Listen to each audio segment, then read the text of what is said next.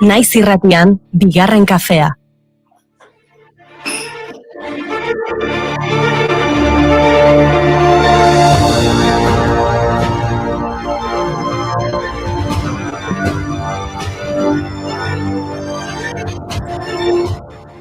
Bai, udia,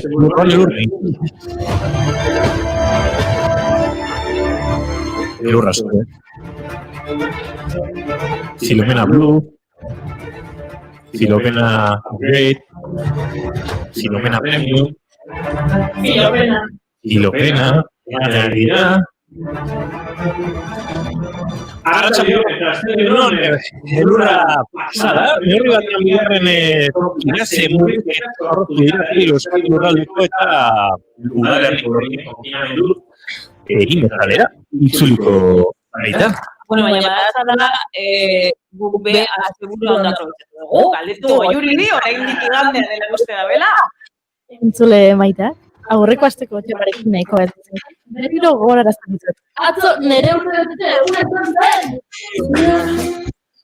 Zure urte betetzean zorion. Egia esan ikusi dizku, zerbait helduagoa bezala zerbait.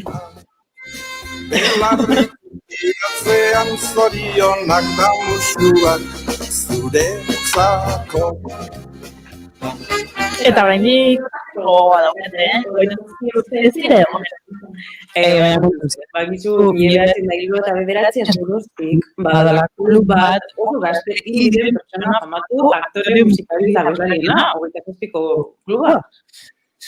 Bai, tamalez asko, hogeita zazpi urterekin, diren artista, Brian Jones, Jimi Hendrix, Janis Joplin, Jim Morrison, Kurt Cobain, edo, Kurt Cobain, barkatu dut. Y bueno, ¿verdad? He left no time to regret. Kept his dick wet with his same old same bed. Estres postraumatikoa daukat oraindik. Juri zait osatzen dugu bakoitzean, traumaren Amy Winehouse, Back to Black, hogeita zazpi urte diren artisten zerrendako bestea?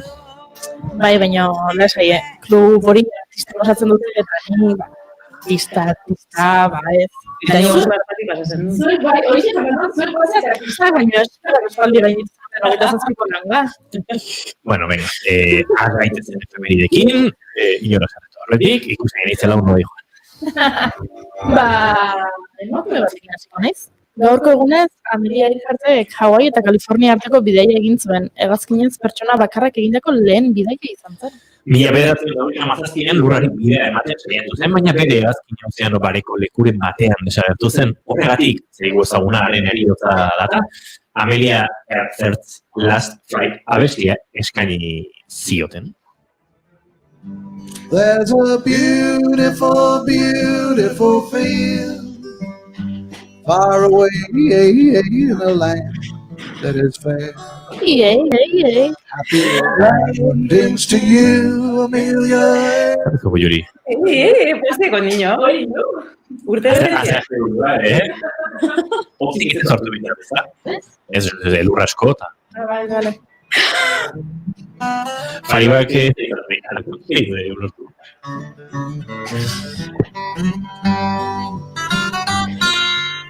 Gaurko gunez, jaiotan, bebai, Eginio Bazterra Bizkaitar eskultorie. Ikasketak Parisen egin ondoren, Bilboko Arte Ederretako Eskultura katedra lortu ban. Eginio Itsasola, egonez laugarrena, Bizkaitar pilotaria ere gaurko egunez jaio zen. Eta 1906ko urtarriaren 11, gaurko egunez, Iñigo Luz Koña Iestarra jaio zen Ziraukin. Nazien kontrako Frantziako erresistentzian parte hartu zuen emakumezko nafarra izan zen. Atxilotu ondoren Auschwitzeko kontzentrazio esparrura eraman zuten eta han hil zen. Nik ezagutzen dudan Iginio bakarra, Iginio Rivero da, Bastimeko kirolaria, eratokiko paralitiarioetan ordezkatuko gaituena, gainditze historio edarra du baina, Iginio aztu izan eta eskerrak, baina gaurko gunez nahi zen, Edgar Loio, korrikalari Gasteiztarra. ospakizunak bilatzen ari zaizkio gainera. Duela aste batzuk Valentzian eskuratu baitzuen Tokioko jokoetarako minimo. Egia orain, zenago baina bere zuzera egin du, así que zorionak, horregatik, eta urteak betetzatik, ere bai. Baina Olimpiar joko egingo dira? Noiz galdito. Luego ez badaki. Nik, ikukidena izala uste zure. Bueno, Zela, jokoetan, aritua, joletan, turismoan. Ikusten dut, ez zera nekin sartzeko aukera igatzen. Ez dakit Tokio 2008ko jokoak udontan jokatuko diren ala ez, baina ala izan ez gero, udakoak eta negukoak baino gertuago geratuko lirateke. Beijing 2008ko jokoetarako oraintxe urte bete pasatxo geratzen da. Lotura prestatzen naizia inigo? Zeatik? Badakigulako atzo Imanol Rojo emaitza historikoa lotu ebala. Tope zaudete, konektatuta kirolarekin, bai, historiko izan da Rojoren ibilbidean, eta baita Euskal Eskiaren historian ere, munduko kopako proban, 18 amaitu zuen, eta noski, bastimeko eskiatzailea bera ere, gogoratu da, Beijingo jokoekin. Gaur egun ikaragarri izan da, netzat, munduko kopan 18. postua lortuet, nire emaitz honena, orain arte. Eta egia esan oso pozik, turra oso indartsu bukatuet. Eta orain etxea bultatu eta munduko txapelketa prestatzea joango gara. Eta bueno, nire ideia da urtero betzea, eta horretan egia ez. Urren urtean joko olimpikoa daude, eta han indartsu eta forman egoteko aukera berdakagun. Eta egia esan, eskerrik asko eman ekipo guzteari.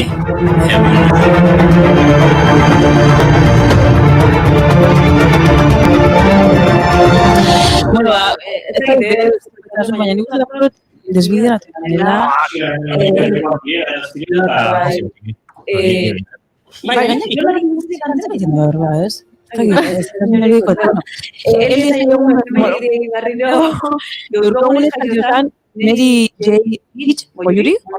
Blige. Mary J. Blige, aktore eta bezari estuatuara, hip-hop solaren erreinara dela, eta nabi askok.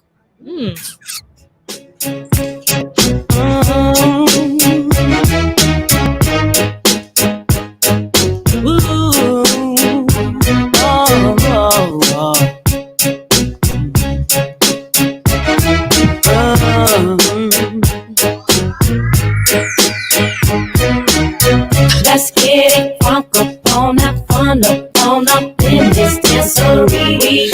Bueno, streamingen hola oihartzun bixaten zuten bazen duten, dagoeneko ez zuen zuen, barka iguzu. Eta beste efemeride bat, gaurko egunez 1984an Salvador Dalí artistak Gala Salvador Dalí Fundazioaren sorrera ezagutarazi zuen, eta bere 621 obra eskaini zizkion fundazioari. Bueno, Daliri errepara genie saioke orduan, baina paradogikoki oraintxe errusiar bat gertuago dugu. Guggenheim Museoko Vasili Kandinskiren erakusketari buruz arituko gara artearen ikuspegitik eta baita musikatik ere. Badakizue zein zen Kandinskiren konposatzaile kutxunenetariko bat? Arnold Schoenberg.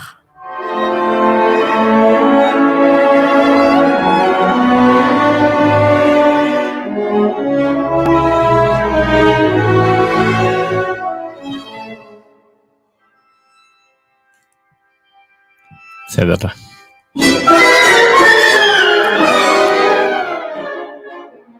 Era kontatu gitu gainbat gauza. Bi gizonauen arteko harremanaz. Nik efemeridekin jarraituko dut. Baina indiazu hemen lotura musikarekin eta musika munduan murgilduko naiz. Bai? Bai. Gaurko egunez, eta atzoko egunez, eta biharko egunez, eta egunero The Beatlesek zerbait egin zuen. Zerbait? Bai, zerbait. Edo abesti bat kaleratu, edo disko bat, edo kontzertu bat, edo liskarren bat eukizuten. Horregatik erabakiet The Beatles talde zitzein beharrean, The Liverbirds taldeari buruz hitz egingo dizuedala. Nola izan taldeak? Liverbirds. Liver. Nik ez ditut ezagutzen. Horregatik. Historia kuriosa da laukote honena. Nik losintxei buruz hitz egingo dutzuet. Aitor Fernández de Martikorena elkarrizketatuko dugu. Oh. Eta losintxak botako dizkiguzu. Bai, aski. Oh. Ba, az gaitezen, urtarriak 11 ditu. Elurra egin du, konfinamendu perimetrala bueltatu da, hainbat esparrutara. Eta astelena da, ongi etorri bigarren kafera.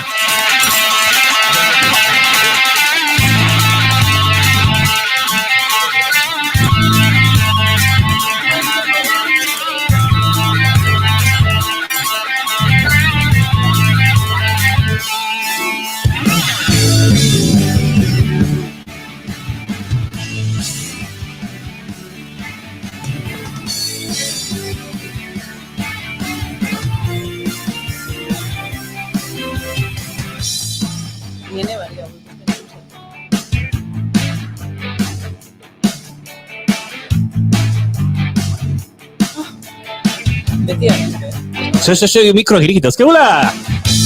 Zuekin, Fariba Seihan Uriarte. Baina gaur konturatu zara Uriarte dara nire bigarren abizena?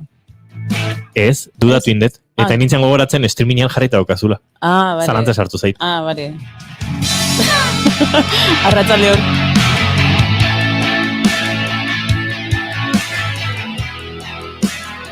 Gernikako izarretik, Tolosakora. 30 urteak gero etorbilago dituen 30ko krisiaren aurkako metodo bilatzen ari den. Atzo 27 urtetxo bete zituen Goiuri Ezeiza Arandia. Arratsaldeon. Eta izketan ari zaizuen honek bigarrena ez, 3. kafere beharko du martxa ondan, ze astelena nahiko astelen dator. Inigo Asensio, elur bide nauzue, gaur 127 du bigarren kafeak, urtarriak berriz, 11, arratsaleko 4 eta 11 minutu, bigarren kafean zarete.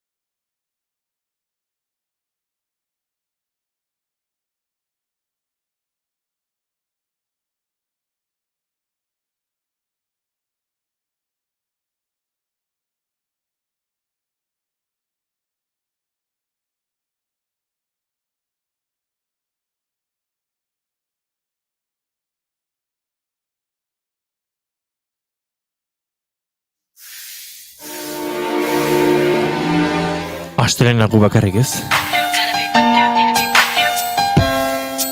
Mary J. Blige ere baute zuen.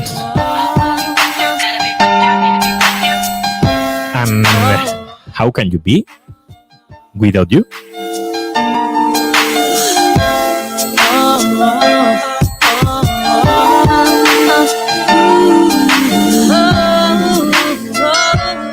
Chemistry was crazy from the get-go. Neither one of us knew why. We didn't build nothing overnight. Ze Fariba? Ni galdera, zu esara izango Inigo Asensio elurbide hurtado, ez? Adina gaitzi di. They see that we did that. Olo. It's so true that Txarra izan da, ez we've hau. been through it. Musitxusia. We got rich. See, baby, we've been too strong for too long. And I can't. Kirol olimpikoen inguruan aritu gara, eta kirol olimpikoen artean, Asensiokin sartzea. Ez ondo pasate zuen, eh? Bai, zugu ingo Juri egin dizpiztaz duarena. Anybody who's ever got to know just what I feel. Maite duten tartean murgildu beharko dugu, eta maite duten artean ni abiatuko nahi. Ze maite dut, beti nire kontra daudenean, adibidez Fariba eta Goiuri, gaur bazkaltzen ari ginela bururatu zait, otu zait, aipatzea, Niko Seihan Uriartek, Seihan Uriartek idatzi digu, nondik? Urrutitik. Tulsati. Well, you know what Kantutzarra dela, temazo dela. Ba, otu zaita aipatzea, a ber, planteando estetiko bat azari naiz, gure entzulek esango dute, ostia, Asensio, eski, hire tortzea honea, Grande Marlaskaren estetikai buruz aritzea, ba, ez da gira, aipatu diet, puntu atraktiboa rapatzen niola Grande Marlaskari, eta behi kontra egiteatik, ba, biek ez utz. zuek ez zuen marlaskari puntutxo bat hartzen, tipo atraktiboa da. Ez? Igual bizarrarekin bai, bizarbarik... Bizar horrekin, orain ikusten digaren horrekin ezain beste, geixiagorekin bai edo bate gabe. Nik uste Luk guapo daukela grande marlaskak. Igual iritziz aldatuko. Acabaremos!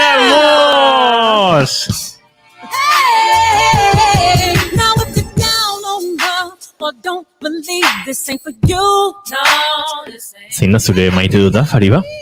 Niko Jan Uri arte maitatzeaz gain. Bai, eski amore, nire bizkize da.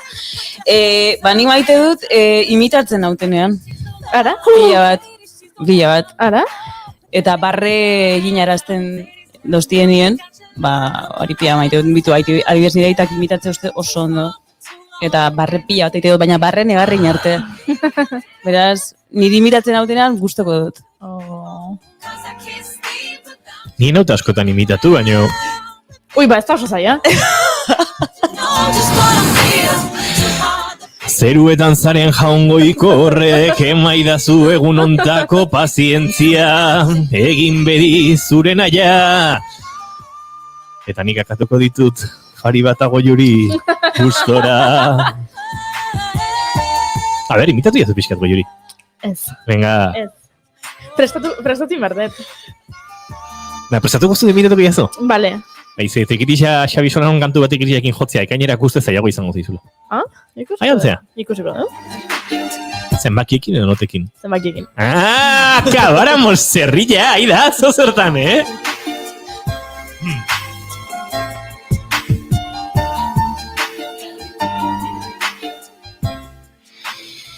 Beno, hortxe geratzen da, beste kompromiso hartu dugu Goiurik, ni imitatu behar nau. Zu imitatu hitz egiten, abesten... Abesten errexagoa da, ze hortika oso garbi daukat. Baina, Oskar Terolek imitatzen induen oso ondo. Baina, kide izan ginen, saioan, eta debin, eta... Hola, hotxa jartzen duen. Imitatzeko, izto parra botatzen egin. Bueno, zein da zure... Ze? Ez prestatuko detela? Prestatu, bai. Vale. Dugu, ni Vale, perfecto. Nik ere prestatuko, pixkat. Es que Melena beharko nuke zuen imitatzeko. Bueno. Jo kejatuko zea beti zure kontraite deula, eta... Zein da zure maite dut? Nik maite dut teknologiak hankak lurrean jartzen dizkidanean. Insta-crash, eukizu? Insta-arazo. Eta orduan kontatu naiz, Goiuri. Igual etzain gaztea. Instakin arazoak ukitzen. 27 urte bete eta batean zartakoa jasotzea, Eta errepente Instak ez dit erantzuten. Ostras. Alari Instazken aldian etxki da bile. Gauzat esango izut, merezitakoa dau. Zergatik? Behin, gure sare sozialetara nik bideo bat igo nahi eta bideoa paisatua zan, 16:9 proportzioen egindakoa, eta badakizu normalan Instagramek abia puntua karratua izaten duela, eta gero eukitzen du zabaltzeko botoitxo bat. Ez zuen egin nahi, eta ez zuen egin nahi. Aipatu nian Goiuriri, utzi atxona, nik egingo eta biti. Bizitza horrelakoa da. Holkiko ordainetan. Holkiko, ja.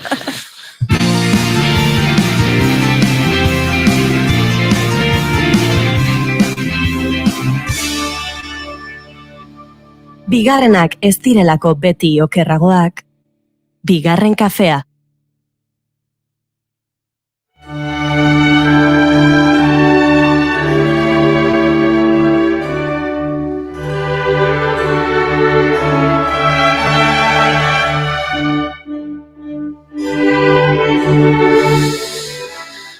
Bueno, aipatu dugu, Basil Kandizkiren inguruan aritu behar genuela, Bilboko Guggenheim Museoak azaroan 20tik abiatu zuen, honen inguruko erakusketa zoragarria, eta aztertu behar dugu, artista errusiarra.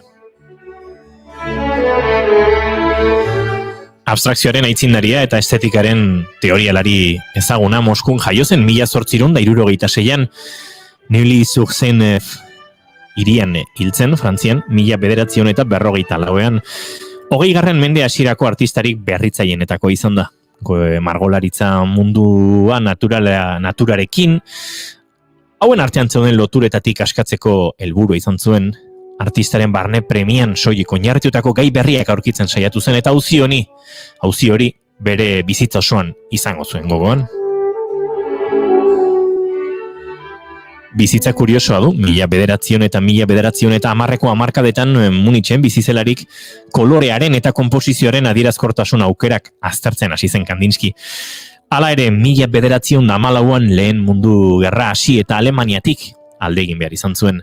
Bere jaioterrira itzuli zenean Moskura, Kandinsky Errusiara abanguardiaren kutsu utopikoko esperimentuak hasi zenaren pintura hiztegian islatzen, forma geometrikoei garrantzi handia emanez, hizkera estetiko unibertsal bat osatzeko helburuarekin.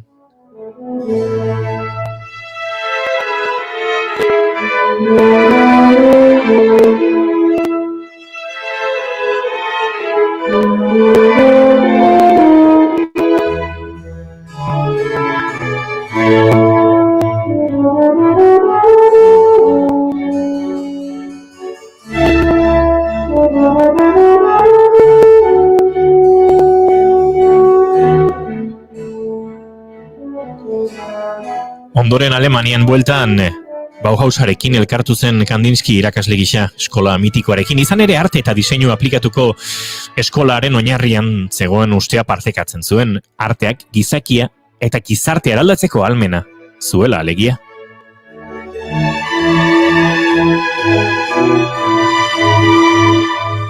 Berriz ere Alemaniatik alde egin behar izan zuen, 1933an Bauhausa itxi egin baitzuten nazien presiopean, eta Kandinsky Parisko kanpoaldean fingatu zen, non biomorfismoa baliatuz, surrealismoaren eta natura zientzien eragina agerian uzten zuen ikonografia bat landu baitzuen.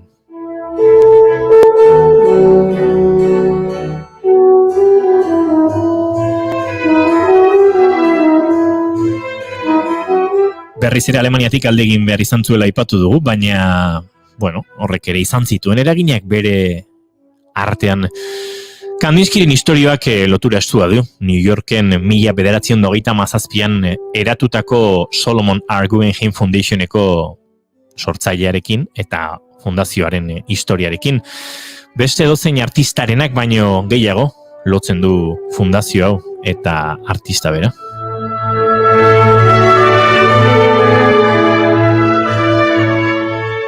Solomon R. Guggenheim industria gizona zen, baina 1929an hasi zen Kandinskyren lanak biltzen eta hurren urtean desauko Bauhausen ezagutu zuen artista.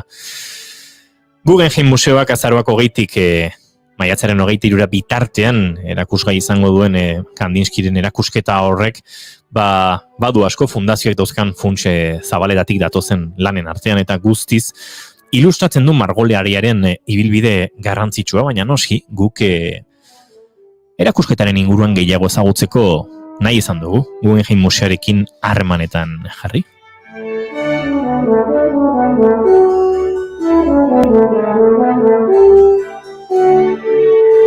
Baina Guggenheim museoarentzat erakusketa honek suposatzen duena eta honen inguruko xehetasunak aztertzeko, Ana López de Munain, Guggenheim museoko komunikazio koordinatzailea dugu gurekin bigarren kafean. Arratsaldeon eta ongitorriana. Kaixo, arratsaldean. Azaroaren 20an abiatu zen ikusmin handia sortu duen, Basilik Kandinskyren erakusketa hau. Maiatzera arte oraindik jende asko izango da bertatik igaroko dena, baina zer topatuko du? Ze Kandinsky erakusten du Megan Fontanella komisario New Yorkerrak prestatu den aukera honek? Kandinsky honenan ere ustez, erakusketa Kandinskyren 72 pinturen eta paper gaineko obrak osatuta dago, eta hoien artean edo hoiena dira maizulanak. Nik uste dute aukerak paregabea dela, ikusteko Kandinsky honena erakusketa batean. Ez horren beste, artelan gainera bere bere ibilbide osoan ikusiko dugu, ez? Lau atal geografikotan egontzen Kandinsky eta lau atal hoiek ikusiko ditugu zitasunez. Ana, aipatu duzu lau etapa, bada garai batoz hor abstrakziorako bidea edo hartzen duela Kandinskik, ez dakit hori den berezia erakusketa hontan, edo lau garai hoiei erreparatzen zaien modu orekatu xamar batean edo? Nik uste garrantzitsua dela abstrakzioaren aitzindaria izan zala Kandinsky.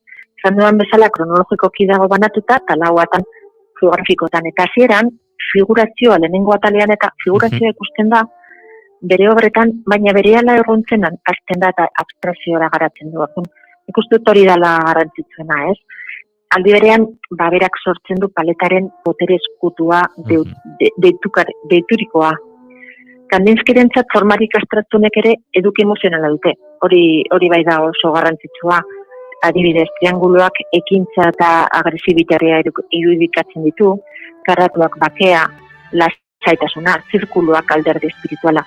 Orduan, abstrakzioa, nik uste nik hori azpimarratuko nuke. Hor, bada garai bat abanguardia rusiarrarekin bat egiten duena, Alemaniatik iesi.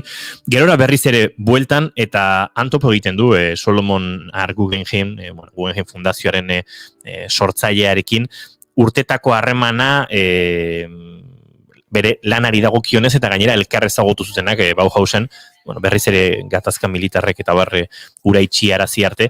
Esan daiteke harreman hartatik edo erakusketa berezia dela oraintxe plazaratzen ari zareten hauana?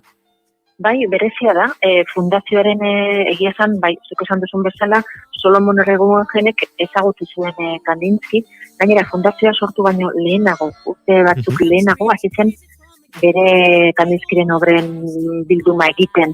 Eta ezagutu zuen gainera erakusketa, lehenengo erakusketa artista honen inguruan izan zen, eta Guggenheim museoak, Solomon R. Guggenheim fundazioak ditu 150 artelan artista honenak. Beraz, oso berezia da guretzat ere bai. Aipatu bezala, ia bi hilabete, oraindik ez, dira bete, baina erakusketan martxan jarri zenutenetik, asko geratzen da maiatzera bitartean eta asko kalko dute bisita hori egin eta aipatzen ari garen erakusketa hau ezagutu, baina orain arte zein izaten ari da jendearen erantzuna, ze sentsazio da zuengana jotzen dutenean gerora ikusleak, bisitariak plazaratzen duena, Ana? Oso ona, jendeak nahi zuen etorri, gainera gogoratuko duzue, erakusketa atzeratu gintzala, maiatzan inauguratu behar genuen, eta azkenen azaroan izan zen, eta, jendeak, guk jaso genuen eta izan bat mezu, erakusketa honekin jarraitu behar genuen, eta azkenean, alegin handia, hori bai, alegin handiaz, baina bai, lortu genuen erakusketa hor martzan jartzea, eta erakusketa nik uste dut artelan guztiak, pentsatutako artelan guztiak hementzen ikusgai dauzkagu. Jendea oso pozik, ari da bizitatzen, zoritzarrek guztiek ezin dute etorri, restrikzioa direla eta, baina etorri direnak oso gustora jundira. Aforo limitatua daukagu, baina ez horren beste zen nahi dute aretoak eta nahiko zabala dira, ondiak dira, eta nik uste dute nahi duena etorri daiteke eta gozatu erakusketaz merezi du eta. Hori galetu behar genizun, COVID garaiak ere sortu dituztela buruausteak, eta esan da bezala, ez, bada erakusketa bat ikusmira sortu duena. Arazo asko sortu ditu aforoari dagokionez, esan diguzu espazioak handiak direla, zabalak direla, akaso orden bat edo bai mantendu behar da esposizioa jarraitzerakoan, erakusketa jarraitzerakoan? Oroar erreserba egitean edo, etiketa erostean eta erabakitzen da, aukeratzen da, zein momentutan etorri nahi duzuen, zein ordutan, etorri nahi duzuen. Orduan hori dela eta nahiko ordenatuta dago, ez? Gutxi gora bera orduko 300 lagun kabitzen dira gehiago, noski, baina aforoa dela eta limitatua daukagun izeta, 300 lagun, eta espazio oso zabal dira. Beraz, aukera dago ikusteko lasai, hor museoa eta erakusketak inolako arazori gabe. Maiatzaren 23 bitartean, ondo bidean izango da Kandinskyren inguruko erakusketa hau Bilboko Guggenheim museoan ikusgai, eta eskertu behar diogu Ana López Munain, bertako komunikazio koordinatzaileari guretzat hartu duen tarte hau, jarraituko dugu, Kandinskyren figuraren inguruan, honen musikarekiko lotura eta segituan aztertuko dugu badelako Guggenheim museoak prestatu dituen bestelako osagai gehigarri batzuk, baina dena ez dugu bapatean kontatuko. Ana López Munain, mila esker eta eskerrik asko gurera hurbiltzagatik. Eskerrik asko zuei.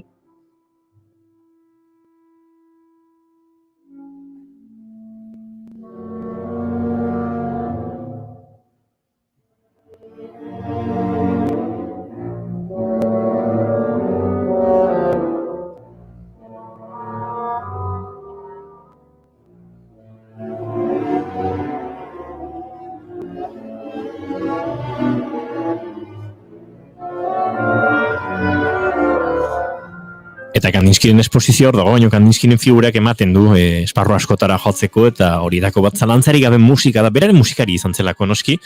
Baina batez ere ukizuelako harreman oso berezia Arnold Schoenbergerekin, 1911 elkar ezagutu zuten, Muniken Vasili Kandinski bera kontzertu batera joan zelako, bertan hain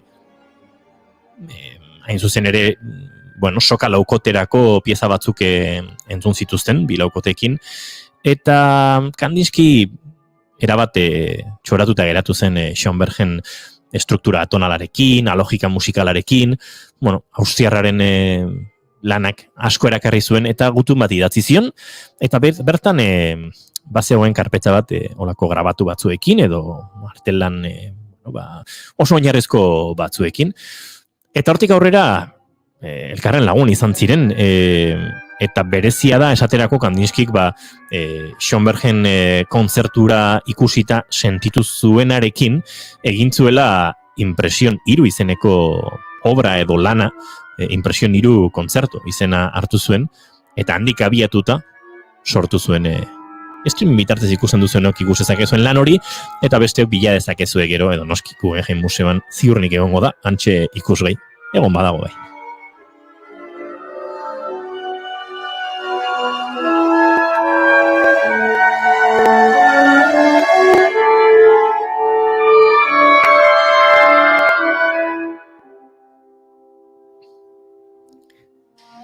Kuriosoa zen, Kandinski musikari izan bazen, baina aipatzen ari garen musikari eta konposatzailea Schoenberg bera margolari ere bazen, eta Kandinskirentzat oso referentziazko ikurre bihurtu zen.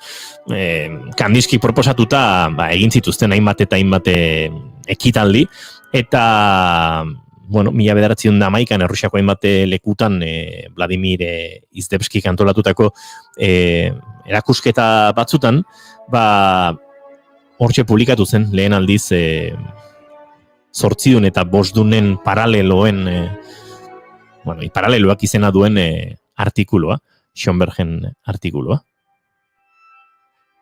Bertan austriararen Schoenbergen hainbat kuadro ikusteko aukera ere izan zen, eta hurren urteko abenduan, Kandinski konbidatu zuen Schoenberg San Petersburgora, bertan konziertos Ziloti edo Ziloti kontzertuak izeneko ekitaldian parte hartzeko, eta hantxe entzuten ari garen poema sinfonikoa, Peleas eta Melisson, entzuteko aukera izan zuten, interpretatu zuten, hark berak, Schoenberg berak zuzenduta.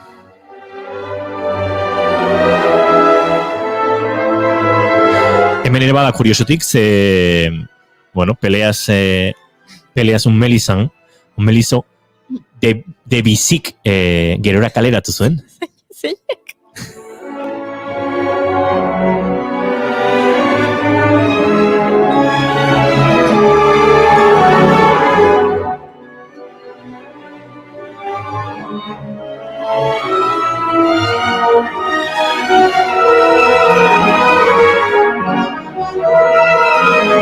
Nola oskatu erra Debussy?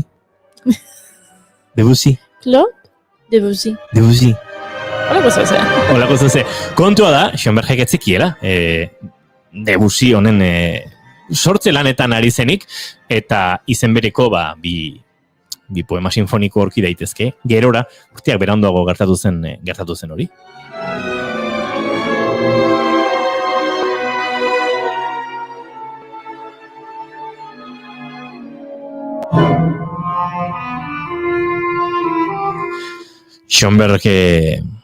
Schoenbergen margoekin flipatuta, txoratuta zegoen Kandinski izan da bezalaren musikarekin bakarrik, ez? Eta artikulu monografiko bat egin zuen, honen inguruko margoetan oinarrituta.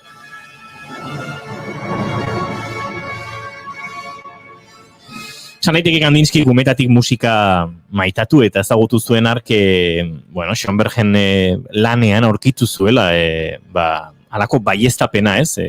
Margotzea aukeratze horrekin bide zuzena aurkitu zuenaren baieztapena edo. Eta Kandinskik esan zuen, kolorea tekla zela eta begia berrez mailua, arima, pianoa bere soka guztiekin. Eta halaxe ulertzen zuela bere artea egiteko eta musikaren arteko lotura.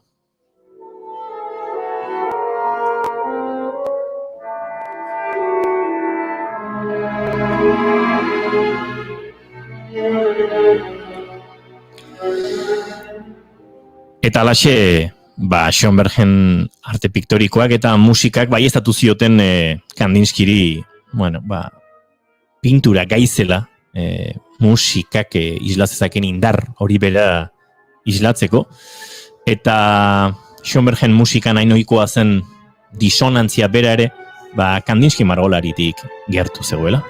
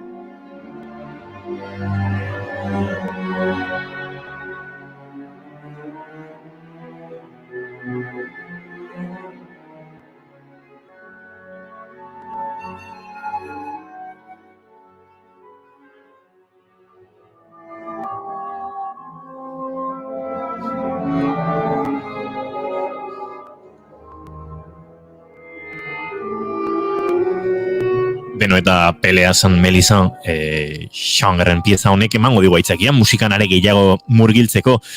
Kandinskiren lanen aurrean jarri eta gozatzeko aukera egon badagoelako, eta are gehiago ikusteaz gain entzumenaren bitartez gozatzeko aukera ere izango delako, eta izan delako.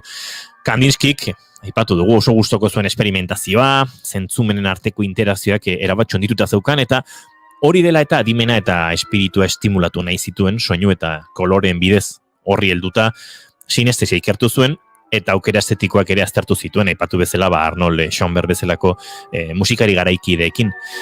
Esperimentazio hori, esperientzia sinestesiko hori Guggenheim Museoan gozatzeko aukera izango da, eta izango da, esan da bezala, Ensemble Kuraiaren eskutik. Eta talde hortako kide den Xavier Calzada flautajolea gurekin dugu bigarren kafean. Arratsaldeon, Xavier?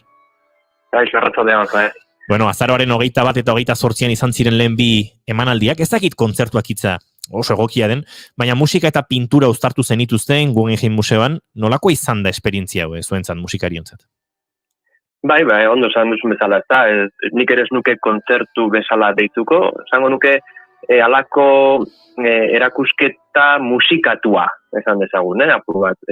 Kandinskiren galeriak edo obrak dauden galeria horietan jartzen ginen, eta holango, paseotxoa edo kuadroz-kuadro, publikoa bideratzen genuen musikaren bitartez. Eta, esperientzia oso polita da, jendeak ez du espero, horrelako ezer, izan ere ez da anuntziatzen edo ez dugu inongo informaziorik ematen aldez aurretik. Hau, ikusten den moduan koronavirusaren beste arrazoi bat da, hori egitearena. Izan ere, ekiditen zutena zen jendek lar batzea. Orduan bai, ez da kontzertu bat, baizik apur bat, lan sorpresaz aurkitzen duzun zerbait, Kandinskiren galeria horietan. Beraz, burua irekita, belarriak prest, begiak prest, zentzu guztien arteko jolas horretan, ikuslea hobe garbi-garbi joatea eta espektatiba berezirik gabe, ez da? Hori da, azkenean guk hori egiten genuen, musika jotzen genuen bitartean, gure taldekide batek, kasu honetan zuzendari lana egiten duena normalean, publikoarekin hartu horman bat eukiten zuen, holango elkarrizketak sortzen zituen, galderak, eta, ezagit Kandinski pintura eta musika, sinestesia hori ere landu egiten genuen, ez da? Publikoaren, hortan, jolas moduan. Proiektu askotan ikusi eta entzun izan zaitugu, Xavier, flautaren inguruan esparru zabaletan eta hitzetan, ez dakit horrelako esperientziarik bizitzeko aukera izan ote zenuen lehenago, hain zuzenki sinestesikoa den proposamen batean iniz aritzeko aukerarik izan ote zenuen? Beti gintza ditugu, proiektuak arte ezberdinak nazten dituena, baina, azkenan musikoaren lana askotan ez da jotze utza bakarrik, baizik, baina bai egia da horrelako formatu batean holango sorpresa izango aritu bezala museo barruan eta, bueno, apur bat bideratzen Kandinsky, ez, antza denez gurekin zerikusia ez dukan, musikarekin zerikusia ez duen kuadro batetan, ez, musiko batek museo batetan ez daki ondo zer. Baina, bueno, hori lantzea da, eta azkenan oso esperientzia polita da, eta jendeak asko eskertzen du egia zan. Musikariaren esperientziatik ari gara, baina ikusleak, ze esango nuke Andrea Katzanik zuen zuzendariek, gidatzen duela, ez, azalpen bat, eta saiatzen dela, bueno, zentzuetatik aratago, hitzez ere nolabait sinestesia edo lotura horiek ere azaltzen, ez? Hori da, bai, zuke horre publikoa irekia da, ez dago inongo, zuke ez dakizu nor aurkitu dezakezu nor publiko museoan paseoan. Orduan, gure zuzendaria dena, Andreak egiten zituen olango aurkezpen oso, ez dakit nola esan, oso ulerkorrak, oso hurbilekoak, eta argiak, adibide musikal argiak jartzen ere, ez? Osea, bai. Eta, musika... jendeak ondo ulertu desan, bai. Bai. Musika aukerari dagokionez, kanonetara jo duzue. Bai, hau, bai, arrazoi kuriosoa da, baina nik ere hasieran gure zuzendariak kanonak jotzea proposatu zigunean, ez nuen ondo ulertzen, zergaitik, baina gero argi ulertu nuen. Izan ere, bueno, kanona bada melodia bat, eta alternatiboki sartzen edo, bueno, ondo harremantzen duena, ez? Osea, harmoniki funtzionatzen duena. Zer gertatzen da? Guazten ginela, adibidez, Haydnen zera batekin, kanon batekin, oso ezaguna, bueno, talan, umen kantak bezala, ez da? Baina, gero, apurka, bagindazen jotzen beste batzuk, ja ez direla hain melodia, hain abesteko modukoak, baizik, adibidez jotzen egiten Schönbergen kanonak, eta horrek erabiltzen ditu dilatazio ritmikoa, edo olako beste kontzeptu edo beste herramienta batzuk kanonak sortzeko ere, ez? Hau da, Kandinskik ere bere pinturan egiten azten dena, ez? Azkenan Kandinsky bada 20. mendeko aldaketa hortan, ez? Impresionismoa eta batez ere abstraktoarantza beste bide batzuk aurkitu nahi horretan, ez? Orduan, bueno, kanonak asko du esateko. Gauza bat orlan ez duena ematen, baina, bai. Ze interesgarria. Kanonetara jo duzu, baina entzuten ari garen Maria Eugenia Lukenret pieza hau, entzun eta ikusten ari garen, eta Xabier Calzada ari gara ikusten iruditan, eta entzuten jotzen. Hau ere, bada, emanaldi horietan jotzen duzuen, edo eskaintzen duzuen piezetako bat. Bai, izan ez, bueno, azkenan hau izan da, ez, osea, olako artistek bilatzen duten lenguaia, bez, berria, eta hori da, hogeiko Kandinsky bezalako artistek sortu zutena, ez da, Maria Eugenia idatzitako obra hau. Eta ze gertatzen da, hasiera oso interesantea dauka, izan ere, mi nota batetatik azten da, eta denbora osoan miren inguruan dabil, gora eta bera. Orduan horri ikusten da, obrak ez duela melodia bat bilatzen.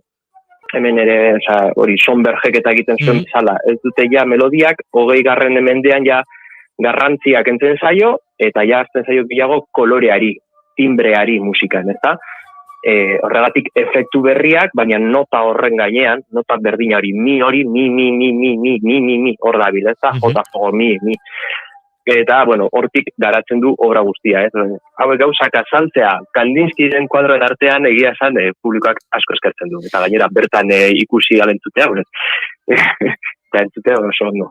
20. mende hasierako tendentzien edo joeren aldakortasun horrek estetikoki ez, musikatik ere elikatu zuen Kandinsky, eta aipatu duzu Schönbergen piezak eta musika hor dagoela, eta Kandinsky lehen aipatu dugu, eta erakutsi dugu impresion 3 kuadroa ere, haren musikan inspiratuta sortu zuela, eta kuadroak berak ere erakusten du, ez? Garai hartan dagoeneko bazegoen joera austura hori edo, beraz, ez da inzaia, ez? Esan dezakegu, Xabier, jendea pixka bat esan da bezala burua irekita eta paperean sartuta baldin badoa, lortzen duzuela, Guggenheimen, esperientzia hori, sinestesia, zentzuen arteko nahasketa eta harremantze hori, nolabait ulertzea eta bertatik atera eta esatea, ze gauza interesgarria, ze berria, ez? Hau guztia planteatzea, ez? Hori da, nik uste dut azkenean artea gozatzea edo artea ez baldin bazara, arte munduko ezer, ez musikaria, ez pintorea, ematen du ez dugula ulertu behar. Baina azalpen txiki batekin, eta begien aurrean edozer jarrita, eta argi azalduta, mundu guztiak ulertu dezake, zein izan den artaren historiaen bilakaera, ez? Ez da hain, nola zan, bilatu behar dan, argi dago, ez da hain zaila. Ikusi egiten da, eta entzuten da, eta, bueno, hortara dedikatzen gara, eta Guggen Heinean, aukera bikaina hortarako. Aukera hori musikariek bakarrik ez, ikuslek ere badute, naiz eta txartel gutxi izaten diren horrelakoetan, abendukoak bertan bera geratu dira, Xabier, baina badituzue bidata, berriz ere, urtarrilaren 16 eta 23an, 16a okerezpa naiz larun bat hau izango da, eta 23an. Beraz, hor bada aukera entzulearentzat, Guggenheimen webunean sartu eta aipatzen ari garen esperientzia gozatzeko, ez da? Hori da, baina, bueno, nahiko publizitate gutxi ematen ari zaio, badakit nahita egiten dutela, ez biltzeko jende larregi. Baina, bueno, ni asteburu honetan larun bat honetan ezingo naiz egon, beste taldekideren bat egongo da, nik, bueno, Sevillan daukagu kontzertua, orduan ezingo izango dugu egon, bueno, nik, besteek bai, Andreak eta bai, Andrearen azalpen garbiak eta horiek egongo dira, orduan. Eta ensemble kuraia osatuko dute beste kide batzuk? Hori da, beste bai, normalan iruk joten genuen, askoz gehiago ezin gara izan, azkenean ez da estenatoki bat, baina ni egon beharran beste taldekide bat egongo da, eta gero urrengoan bai, mendik larun bat barru bai, horre egongo naiz. Eta hori, bai, animatzu, eta ia suertearekin, bueno, ikusterik eta koinziditzerik dago kasuen musikarekin, ere ezan behar da, bueno, keusa laburra dela, Augustia koronavirusaren kontura, pues, dana murriztu egin behar izan da, suspenditu egin zirenean ere, jende larregik sarrera erosi zuelako izan zen, Guggenheim sarrera zubia eta abenduko zubiarekin koinziditu zuen, ez? Sarrera asko saldu ziren eta orduan museokoek nahiago izan zuten, bertan bera utzi, hori, aglomerazio horik edo da sorteko, eta, bueno, orduan pena bat, baina, bueno, orain urtarrilan berriro aukera izango da, eta, bueno, batzuek lortuko dute bertan egotea. Bueno, Xabier, esango dugu, guk ez dugula zer esan. Entzun bali maduzue, badakizue, eta bestela, hortxe utziko dugu. Hori da, baina joan zaitezte, bai. Eta lata guztiz ere, kandizkiren, Guggenheimeko esposaketak merezi du, Zalantzari gabe. Ba, Xabier Galtzada, ensemble kuraiako kide, flauta jole, eta musikaria, mila esker guretzat tartea hartzeagatik, bidaion, Sevillara, asteburuan, guk ere ikusiko genuke Sevilla tartetxo batean, ez pentsa, eta kakapila, bai proiektu hontan eta baita beste arizaren guzti horietan ere. Mila esker. Mila esker zuei. Gerarte.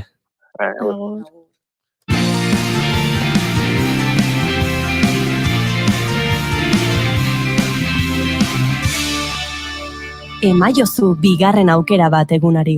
Naiz irratian, bigarren kafea. Europako funtsen inguruan asko ari gara hitz egiten, azken aste luzeetan, Mikel Otero gaur gure artean, egunon, Mikel.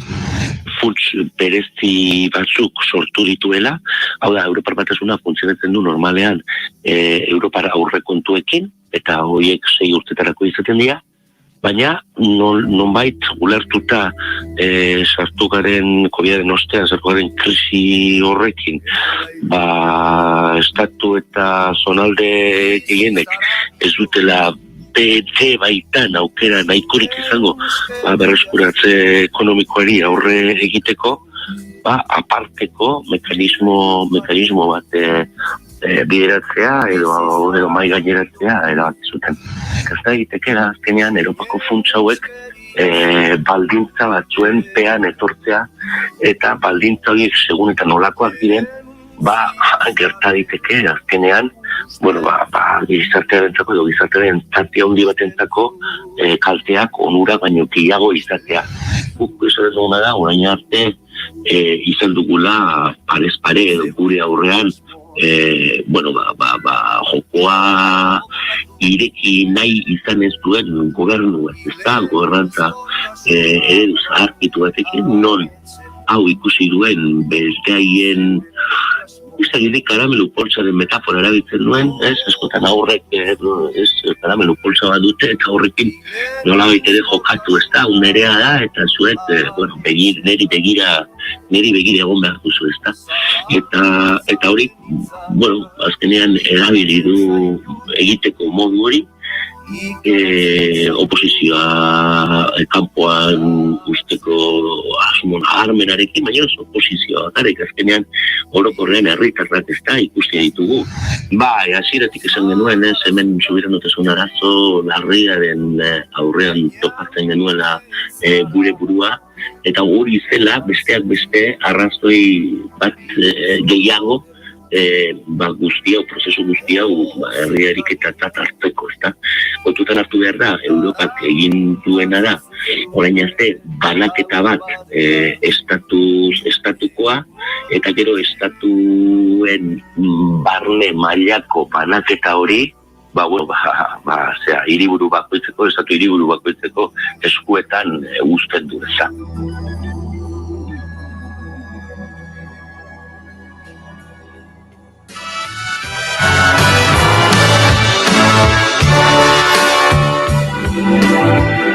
Nei erregistro nazatela, Euri berriak zezela, zera zu, uda berriak itetxi. Beldurra momentu hontan. Fariba kontatu digun bakarra izan da, Fariba, zer dezu buruan da, losintxak.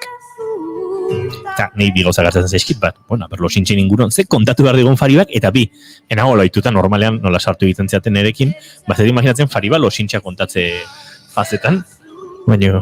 Ez? Bai! Vale.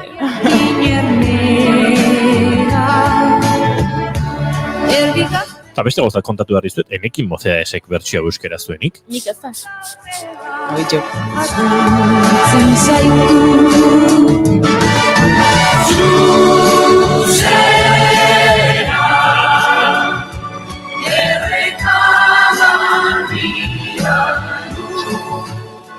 Zuzera?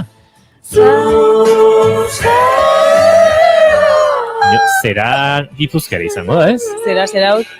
Ez? Bai, Gipuzkoara. Zuek Gernikan zesate zuen? Sara. Bueno, losintxen inguruan zardakazu da kontatzeko, Fariba?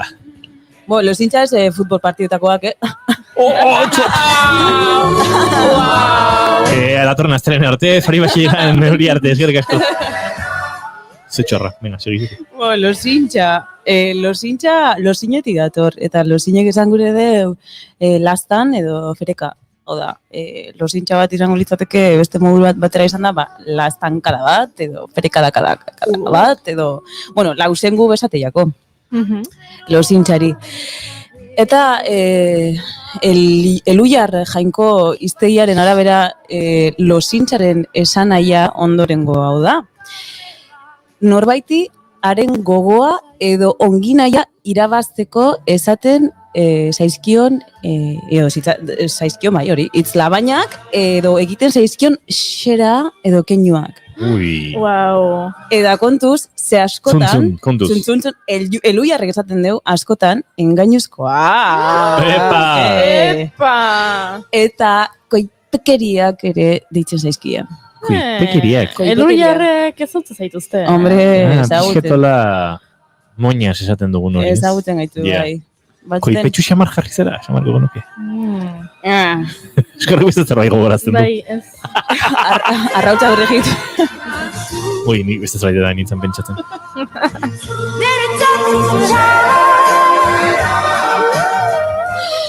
Losintxa mota pila bat dauz, nik esango nuke losintxa bezain beste persona dauzela. Wow. Baina, ala da begu beste horako sailkaketa mutxagoa bat eingo dugu. Vale. Eta losintxe marruan topetan duguz, adibidez, losintxa erromantikoak, ez hain erromantikoak, barrea eragiten abienak. Oi, benak dira. Niri horrek egiten guztetia, ez Bai. da izueri, baina, bueno, serioak, kutreak be bai. Kutreak izatea normalen barrea eragiten dutenak. Bai, edo kutreak batzutan izan den, barrea eragiten besta egiten. Adibidez, perretxikoak basoan eta zu nire altzoan. Bueno! A ver, fail. Edo, tipikoa dan, losintxa hori, zoazitzaletik bomboiak eguzkitan urtu egiten dira, eta... Hoi oso txuskoa da. Bai, kutrera. Oso txuskoa da. Beste batzu badauz, kuriosoak edo, nik esango neko tetriko. Tetrikoak? Bueno. Beldurrez nago zure irrifarre estiak nire hortzak ustelduko dizkidan. Baina jendeak erabiltzen du? Gero entzungo du. Baina hori adiz, hortako almaxa hartzen da? Gero digestiteko horri... Eta horri zer antzute jozu? Almaxa behar dezu. Hori da, Almax, mantzani bagitxen ez. Gero... Te quiero en el Almax. Te quiero...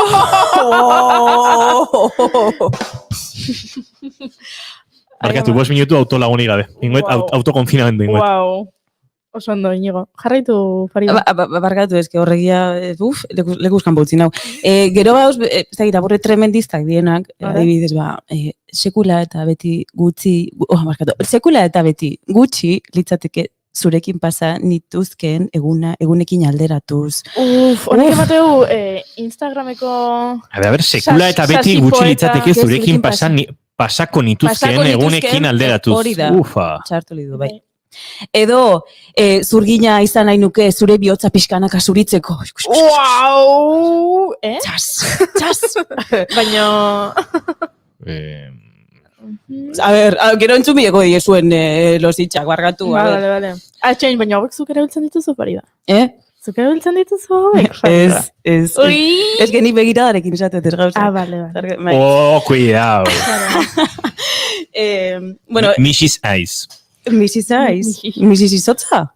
Es Ice, la señorita. Lasai normala da, bere izkerakin ez ulertzea.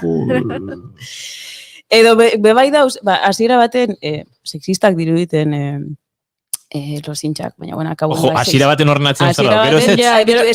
Bitu, ondoren esango duten losintxa, honek parte hartu ban losintxa liaketa baten, zeren losintxa liaketa geite ziren. Losintxa liaketa? Ondoko losintxa txapelketatik? Joder, no lo sé. Zuri pioa pegetatzu, aurkestia.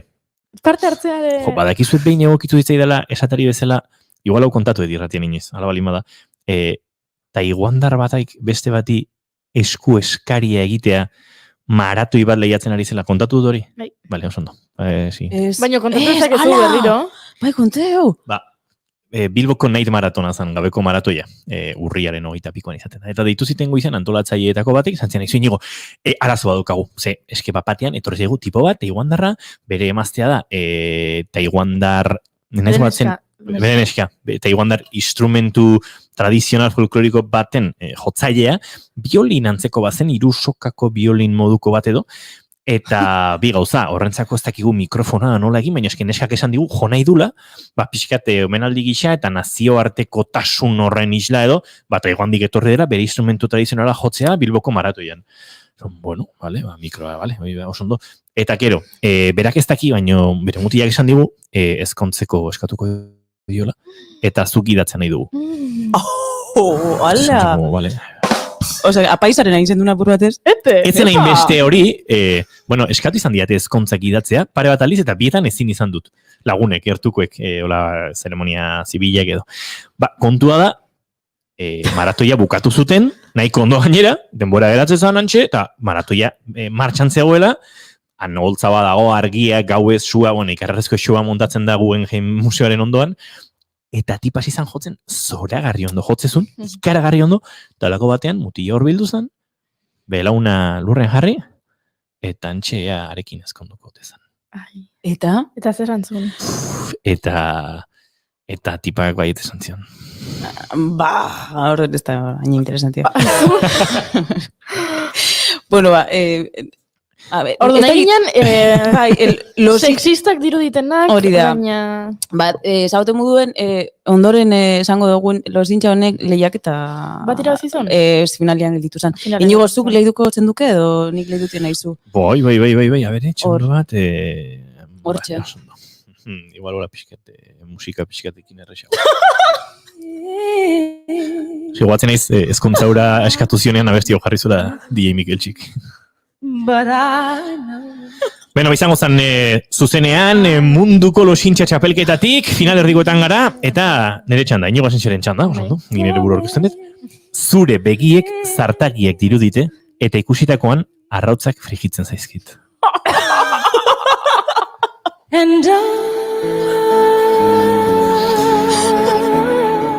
Eta modioa sortu zen. Love you. Barkatu, eta hasiera batean sexistak diruditenak, baina akabuen sexistatzat jotzen ez direnak. A ber, zure begiek zartagiak dirudite, eta ikusitakoan arrautza frigitzen zaizkit, nahi gogoratzen dit, Carlos Arginanok behin kontatu zuen txiste bat. Duda izan zuten. Txapelketako epaileek, hori. Beraz, horrelako txapelketetan egoten da sexismo alerta bat, ez? Bai, hori da, ezin da bie sexistak izan. Hori ondo dago, baina honek, ez dakit, arrautzak frigitzen zaizkit. Ez. Deskalifikau. Ez que, a ber, ikustaun. Nola frigitzen zaizkizu arrautzak zure begien zartagietan? Ez que, zure begiek zartagiek dirudite... Esaldi oire... Zua daukazulako begiradan, goiuri. Zartagiak... Ez ikustakoan arrautzak frigitzen zaizkit? Ba, odoleko... Gero eta gehiago irakurri orduan dobea, da? Txene, berriro esango izuet. Zure begiek zartagiak dirudite eta ikusitakoan arrautzak frigitzen zaizkit.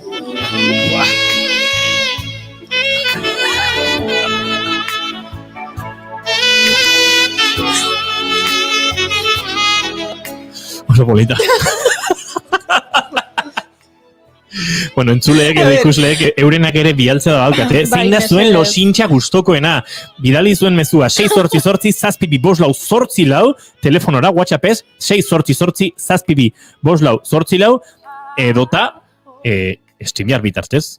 Adiez, Twitchero batek egin dezake, ez da egitolako losintxa bat, Twitch izkuntzan. Twitch izkuntza zer da? Ez da egit Twitch argotean, edo zei, zure zuzenekoak ikusiko nituzke... Fibra azkarra baino harinago helduko nintzake zure txeko atari da.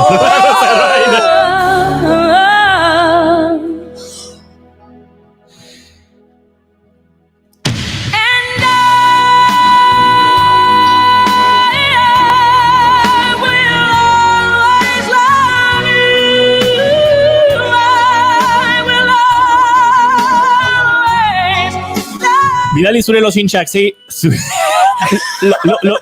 lotxibarik. Zure losintxak 688-722-444, zein erabiltzen duzuna, mesedez, etzazu erabili honako hau. Zure begiek zartagiak dirudite eta ikusitakoan arrautzak frigitzen zaizkit. Joda, odola berote zaizkizulako. Gaino, eske, ez zaizkio zainak frigitzen.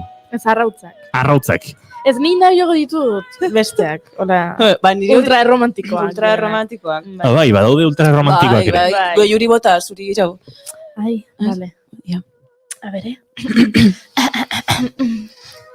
Zure malkoa izatea gustatuko litzaidake.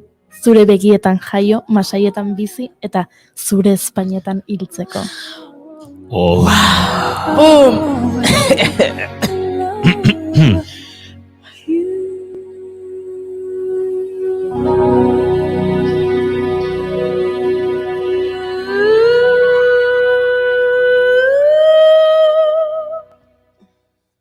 Venga, serio jarri gaitezen. Bai.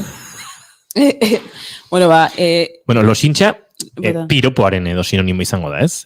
Bai, losintxa piropuz izkigarreko tiator, eta zu gorria esan nahi deu. Gorringo, arrotza bezala. Arrotza bezala. Zure begien zartarian gorrintzen zaizkite gorringoak piropusaren moduan. Piropuz. Zure begiak piropusa dira. Hori da. Claro. Claro, bai, dana Zure begien zartaietan piztu da piropusa. Bai. Ez. Ez? Goiuristu konbentzitu. Errimati eman baino zute. Ba, erromatarrek berba hau grekeratik hartu dien eta gorri koloreko harri finak izendatzeko erabili zuten. Hain zuzen be, granate edo rubiak izendatzeko. Eta rubiak, harriek, bihotza simbolizatzen dabe. Eta, printzeek antzine gorteiaketan, kortejoan, harri hauek oparitzen zizkieten euren pretendientei. Ze garestia esan, ez? Bai, esan. Pretendienteak izatea. Bueno, printzentzako igual ez, baina. Calderón eta Quevedo bezalako idazlek adibidez, rubi terminoa metafora gisa asko erabili zuten. Eta piropo gaztelaniazko hizkia, 1853an onartu zen gaztelaniazko hiztegian, eta piropea raditza, apurra beranduago, 1925an. Bitu, Josetxo Askon euskal idazle batek badeko liburu bat, Goilara bete hitz deitzen dana. Eta liburuzka horretan esaten dugu. Geze badago, poeta malko pare bat erantzi. Gaztixia balego berriz, xorrota da bat finezia edo lozintxa zukua bota.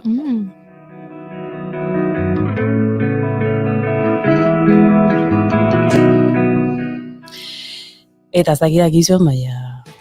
Zeu.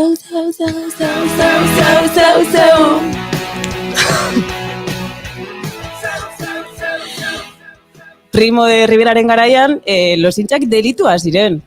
Bueno, jagin ebe bada, Primo de Rivera etzala oso maitatua. Eta lozintxak gehiagi ez dut uste jasoko basik. Bueno, etzan maitatua zegoen non. Ja, bueno. Oraindik badiraren nostalgikoak. Bai, Bai. Bueno, tipoa oso elkorra izan, apur bat. Fascismo familiarra, kontzeptu gisa. Wow. Primo Riveraren nostalgikoen artean. Bai, Flipatuko zenuke. Joder. En fin. Eta ez hori bakarrik. 19. mendean ez oso urruti, emakumeek bizkarrik izutela esaten hori izan. Hau da, bizkarrik ez? Ez da hor favoritismo edo orain iraingarri, iraingarria litzatekena igual. Esaten zen, emakumeek ez daukatela bizkarrik, emakumetan ondo ikusia zegoelako bizkarra ematea, baina gizonezko batek bizkarra ematen manien, edukazio txarrekotzat jote zen. Nola, gizonezkoek? Bai, txartua salduot.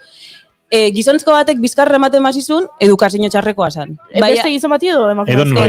Edonori. Baina emakumeak ez zuen inor iraintzen horrela, bizkarrik ez zuelako komatxoan. Zuk esan zu, hori da.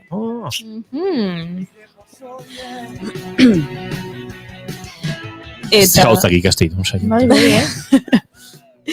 Eta, bueno, lozintxen inguruen gehiago jakitzeko euskerazko lozintxak, euskaldunok nola erabiltzen dugu zen ligatzeko, ez dugu zen erabiltzen. Eta horretarako egingo dugu berba Aitor Fernández de Martikorenarekin, bera euskera irakaslea da, Bilboko AEKako bulego baten, eta bueno, berak azalduko eskuzapurret egungo lozintxen nondin orakoak eta bar. Aitor Fernández de Martikorena, ongi etorri, atxaldeon. Bai, arratsaldean. Bueno, lozintxak, asko entzuten die Bilbotik. Ez larregi egia esan da. Nik esan baneuke gaur egun ja mendebaldeko gizartetan gero eta gitxago entzuten diezela. Bai geurian, bai ondokoetan, bai Europan. Eta baneuke ganera gaur egun fama txarra behartu da bela. Ja, nik betzetan hori igual euskaldun gauza gehiago zala, apurbet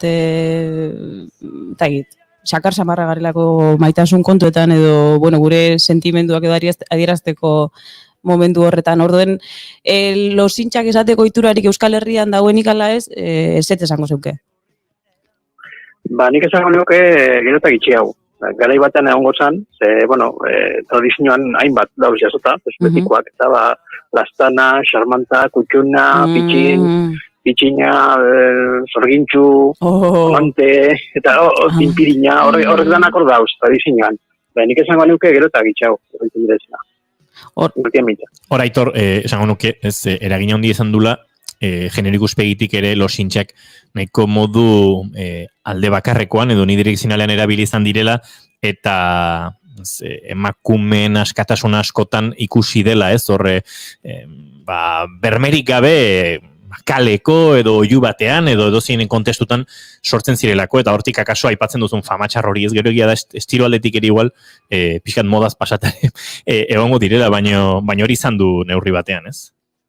Bai, bueno, nik alde bakartasuna baino aitatuko neuke modua. Hala, zelan bota izan direzen ustezko piropa horrek. Beti ezagit, horren ganean pentsatzen badugu, segurenea burura etorriko aiaku, 60 tamarreko amarkadeko pelikula horrek, Espainiarrak eta, non igeltxeiruak eta iturginek eta kristonak botate bezan edozein emakume, edozelako izan dabe, ikusi bezain laster. Orduan, horrek, bai, ondorio txarra euki dau. Orduan, zer bota baino, edo nok bota baino, zelan bota. Hori, arabilera txarra maiakielako. Bai. Hori, bai, eta ganera oso gordinak eta zakarrak eta gustu bakoak, eta nik uste hor datzala arazoa. Eta kulturala da, gai hau entzune banean, burua etorriatan, esakin hori, Ego Amerikako andra bateri entzundakoa, bera Euskal Herria etorri izan bizitzen, eta bere komentarietako bat zan, ze pena, han Argentinan mundu guztak esaten dutzu loretxoren bat, eta hemen inok bez. Eta penaz esaten, perdón, hori be kulturala da, imaginatzen dut Argentinarren piropoak, eta bertoko langileenak ez dire zelantzekoak. Bueno, nik azteko iraingarriak diren losintxak losintxetako listatik enduko neukez. Bai. Bai, baina hori neurri baten subjektiboa da. Bai. Entzuten dagoenak epaitzen dau gustuko dekon, ala ez dekon gustuko. Eta berarentzako txarra edo itxusia dan, ala ez. Orduan, subjektiboa da. Ja, baina batzutan nahiko evidenteak izaten die, ez? Bai, batutan bai. Pruete desagradableak. Losintxa elaboratuak dauzela uste duzu gaur egun, nahiko denbora eskaintzen diegu losintxei? Nik esango neuke, ez. Hala, elaboratu batzu badauz, aitatu duzuen moduan lehiaketak eta badauz, horren inguruan. Eta horre, perla batzuk topau aldirez. Bai, ez dakit nik berla horrek lehiaketatik kanpo be, topau aldirezen. Nik esango neuke, ez bada gutun pribatuetan, gizartean oroar, nik esango neuke ez. Ez que, claro, losintxak erabiltzeko joera hori ez dago horremestekoa, baina asmatzeko joera bai, ez? Nik ustote, ez dakit, tartetxoren bat edo beste eskaini izan dotzagula, losintxa original bat pentsatzeko, ez? Momentu puntualen baten. Ordune, esan duzu, losintxak jaztiela lehengo bezain beste erabiltzen, edo jazteko gula ohitura edo joera hori, zer dala eta ustezu, dala horrela edo zer ari gara gaizki egiten? Bueno, gaizki edo ondo, nik uste dut garaiak aldatu direzela. Garai baten, komunikabideak aldatu indirez. Bai. Garai baten danazan edo berbaz, edo gutunez, edo olako, eta holan aukera gehiago dau, berba politak eta esakera politak sortzeko. Eta aldiz gaur egun, telefonoa dala eta ordenagailua, eta nik esango neuke horretako aukera gitxau dagoala.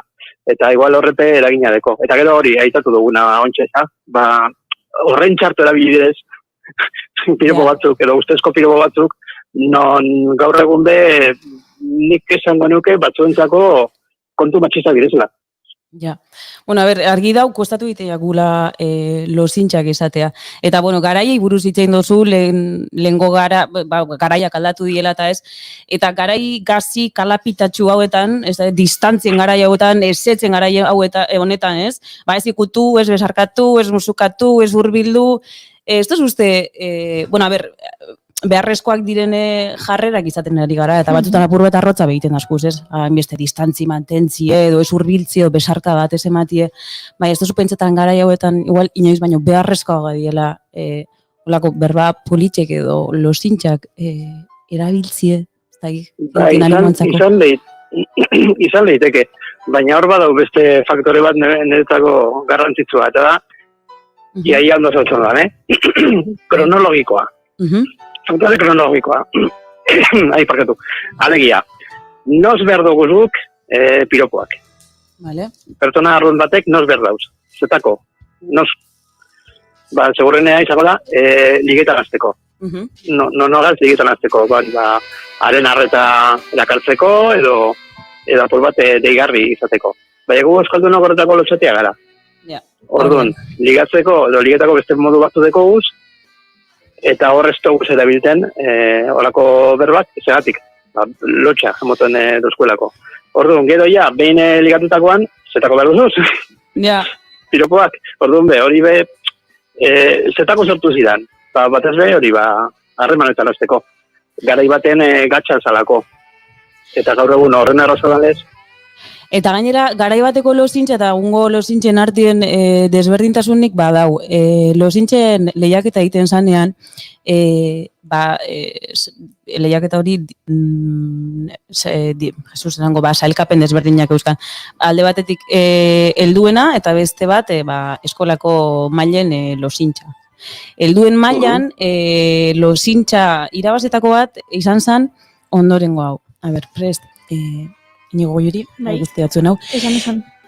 Esnatu aurretik amets zarena, esnatzean nire bizi pox gorena. Wow. Irakurri berriro, nik behar dut beste entzunaldi bat. Esnatu aurretik amets zarena, esnatzean nire bizi pox gorena. Eta hor ez dakit konturatzen zarien, baina hor erabili dauz eta eratzarren baliabideak. Errima, aditzaren elipsia, egitura paraleloak, orduan nahiko hartu dau olako eredua, eta ondo, eta politxo. Hori, helduen sailean izan zen irabazlea, eta gero gazteen artean, honako hauek izan ziren irabazliek, adibidez. Nire bihotza gaztapeko olatu bezala zuregatik lehertzen da. Pam! Edo, zu zara Iñaki, eta ni Kamerun. Hori kontrazanko arrazkenengo hori, Iñaki segurrun dagoen Kamerun. Baina pentsatzenet hortik ez, falta motatzen zaitut, herri minaren pare kokatzen dula modio mina edo maite mina, eta zuzara Iñaki eta ni naiz Kamerun. Eta referente kulturala oso ondo erabilita. Zarata, Edo, nire bihotzean hasi zara eta nire buruan galdu zara. Bueno, hori itzik, nahi bintzatetzen beste gustatu. Ez, baina, hor dau. Eta, nik uste nabaria dala hor gazteen artean eta helduen artean dagoen estilo desberdintasuna. Ez? Nik uste igual gazteetan estiloa zuzenagoa dala, direktoagoa. Ez? Eta katastrofikoa ere, behar bada. Lehen poetagoa ginela uste dut. Eta orain bagordinagoak. Beitu zen gire zen referente kulturala gare baten eta bestian, nik ja urte batzu dekoaz, eta gaztetan, eta egin be, asko irakurriot, eta aprobalanetarik. Orduan, hortipe, sortaldi ezberbak, edo referenteak, edo ideiak. Gaur egun gaztiek gitxi hau irakurtzen dabe oroar, eta irakurtzen dabe dentsuagoa izaten da, trinkoagoa. Eta ganera, guren referente asko, holakoa direz, oso bortitzak eta botatekoak, orduan informazioa kondentzatzeko ohitura dekie, esango neuke. Eta guk aldiz, ja adin batekok, gehiago luzatzen dugu gauzak, edo anpatu, edo onditu, edo idazteko modu definita dugu, esango neuke nik. Referente kulturalak azken garrantzitsu ediez. Badirez. Esaten dabe, losintxan helburuetako badala norbait multzotik ateratzea. Bakarra edo unikoa dela sentiaraztea. Eta losintxa edo piropo baten ateratzen dela norbaiti zuk zeuk ikusten diozun edertasuna. Eta hori azaltzeko normalean abia puntutzat alderdi fisiko erabiltzen da. Ados zautorrekin?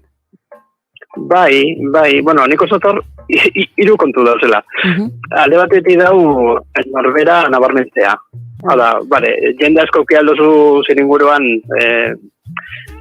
miresten zaituena, bai neunaz bereziena, gaina zelako lore edarro hau zuri botatzeko. Bigarrena da, jakina, egoari eraso egitea, ez da? Hoi zen eskapolitza zaren, ze derratzaren, zure egoa posik badau, segurenea, aukera gehiago izango dute zugaz harremanetan azteko. Eta hirugarrena da puru bat, erakutsiko dut, ze honan zen ni, ze azkarra, ze burutxua, olako gauza ederrak asmatzeko. Orduan, hori dana batera. Eta fisikoa, azken baten, zer ikusten dugu lehenengo beste pertsona batengan? Hain zuzen be, ikusi egiten dugu. Eta normalean da itxura fisikoa. Eta orduan normalena horixe da lehenengo ikusten dugune, eta horixe da lehenengo nabarmentzen dugune. Orduan horretatik normala da. Gero ja, behin ezagututa eta behin elkarrizketa batzuk izan da, posible da ezatia ze azkarra zaran, ze atsegina, bai hori gero etorko da. Ze azikera baten ezakizu, zelako dan bastia, barrutik. Vale. Eta, esan dugu lehen euskera irakasli esarela, eta, euskaltegitan euskera klaseak emoten dozuzela. Ni euskaltegi irakundako bai banaz, egatateko, euskaltegi irakuntatu nintzen, batez be atariko froga hori dela eta, niko gogoan dekot, idazlanak eta hastien bat edo bi egiten genduzela. Eta normalien, idazlan horiek ziren, hauzokide pelma bat daukazu. Eta musika jartzen du goizeko lauretan, udaletxeari bialdu behartzazu gutun bat esanez, hori, kejatu nahi zarela, edo salaketa bat jarri nahi dutzula, eta bar. Idazlan guztiak ziren mota honetakoa, formalak, ez dakit, nik esan, aspergarriak, barriro, gaur egun ez dakit, maitasun gutunak egiten aldiren euskaltegietan, edo idazlan moduan esaten dozuen, idatzi barri dozue, gustatzen jatzuen persona horri, edo zuen bikoteari, maitasun gutun bat, edo poesia, edo horrelako hori egiten dozu gaur egun euskaltegitan. Ez esango neuke. Bai bada arrazoi bat horretako, bai? Ze euskara, praktikoa, arrazoi praktikoa. Praktikoa, ez praktikoa garen euskaldun. Hortez alduko. Euskara irakastagaz batera, guk jende hori prestatzen dugu azerketa bat ditiko. Zure kasuan lez, ez da? Ega bera edo atariko proba gainditzera bilatzen dugu jendia. Eta normalian azerketetan, holako testuken erorik ez da erabiltzen. Normalian izaten direz edo gutune formalak, edo iritzartukuloak, eta alakoak. Orduan, prinsipioz, ez dugu erabiltzen maitasun gutuna den testu generoa horrezigatik. Azterketan horrakorik ez tabelako topauko. Barkatu, bai. Azterketik zuzendu bientzak bierda benatzako ze aspergarri, ez? Horrelako zuzenketa bat egitea. Baina, kausa batak ez da gukentzen bestia. Guk adibidez ega mailan ze baten ez horren beste, baina zebin ibiltenaz, horrezaterako erazaten dugu, estiloa be importantia dela. Eta dotoridaztia importantia dela. Zebin ezaterako abiraztasuna kontuan hartzen da. Eta beti ezaten dugu, bitu, zaira bat sartzen baduzu, edo hemen bitu, zaldiak batzutan apura bizatu den luziak, edo berba dirazgarri diren bat, edo hori ondo lotzen da. Gauran, literatura apurtxo bet lantzen dugu, zelan edo alan. Eta hori, ez da maitasunera urbitzen, baina bai estilora eta dotore zira. Eskerrak hori tartetxo betintze zuen. Zueri, losintxaren bat oipatzeko dako zuen, noiz baita esan dutzen losintxaren bat, berak aipatu da bezenak aparte, Lastana, Pitxin, Maitia, Txorgintxu. Ez que nire inguruko jendea oso tradizionala da. Ja. Nei olakoak esan dizkiat, Ja. Ez zait hartzen burura. Ja. Ni hor da losintxan modura, ez igual sakonago eta intimitatean esan dizuten zerbait ez, esaldi labur bat edo zerbait oso indartsua suertatzen zaizun igual, baino horrela eguneroko, Ikin eta... Ikin. Bueno, ba, nik persona batzuei galdetu diet eta honako hauek bota hostiez. Ui. Ui, a ver. Txan. Ja. Txalaba zinan, euskolabela zuretzat. Txalaba zinan? Ja. A ver, beste hau? Bilurrez nau, zure estibarriek ez toztezen iraginek ustelduko. Bueno, ze polilla. Bilurrez nau, zure estibarriek ez toztezen iraginek ustelduko. Txas! Ez, egatu guzti, jo. Hau ez. Ez. Venga. Hala ba. Zuiturria bazina, ni beti egarri. Oi, gustatu zen. Bai, ez da? Zure bietzaren taupada. Aibitu, eta hau, aipatzekoa da, ze hau da nire Dario deitzen da lagun batena, eta Madrildarra da bera, baina euskaltik irakuten da, eta euskera oso kutxuna deko. Bai. Eta honako gota osku. Hau da. Zure bietzaren taupada, nire bietzaren musika. Dario. Ze jatorra. Hor ere dilatazio ritmikoa egoten da. Hoi da. Hau, ez da egite, autoreak eipatu behar ditugun edo ez fari. Autore, bueno, aktore bat badago. Bai, Olaia Gilek, honako gota osku. Nire inguruan ez ere ez ikustetik, zu ikusita mundu oso bat ikustera iritsi naiz. Wow. Baina oso batzuko dago. Bueno, eta azkeneko bat du guztu dut. Askatasuna bezain beste desio zaitut. Wow. Ez dakit, Aitor, bate konbentzitu zaitu? Bai, bueno, polita dira danak, Bueno, batak iturrienak gogora ekarri ozta, betiko sortiko txikia. Bai. Eta gogoan deko zortzik hori agertu zala euskal literatura erotikoaren bilduma baten. Ara? Zerete iturria. Bitu. Zerete ardotxo zuria. Zerete. Bueno, nik hori izten dut, baina neko evidente da. Vale. Zer izan daitekean. Eta besteak oso politak, eta bai, nik uste dut euskaldunok ondino poeta arimatxo hori badeko gula, batzu bintzat. Eta, bueno, politia da, hori, beste kontu bada, ia piroporrek poesiatik kanpo bizitzarrealian erabiltzen direzena da ez. Eta hori ja, nau horren seguru. Bueno, badeko gondino lantzeko, ez, nik uste. Urrengo unerako juri mesedez, petxatuko zunitzako elusintxaren bat. Bai. Enitzako, esklusiba etxan behar dugu, Zutzako, esklusiba. Personalizatu. Beitu, lozintzena, aiztu jate komentatzea horretik, baina euskaltegietan erabiltzen da teknike bat, eta justu da alkarre zagutzeko eta fase horretan, eta bada lehenengo biztabizuan ikaskideak hartu, eta lozintze bat bota behar da bakoitzeko. Bitu zen, no? Eta bakarrik lehenengo gunean edo lehenengo hastian oso oso dezagutu barik, eta bueno, hartu bat pertsoak, eta idatzi bakoitzarentzako lozintza bat edo gauza hon bat, edo zer gustatzen datuen pertsona horretatik.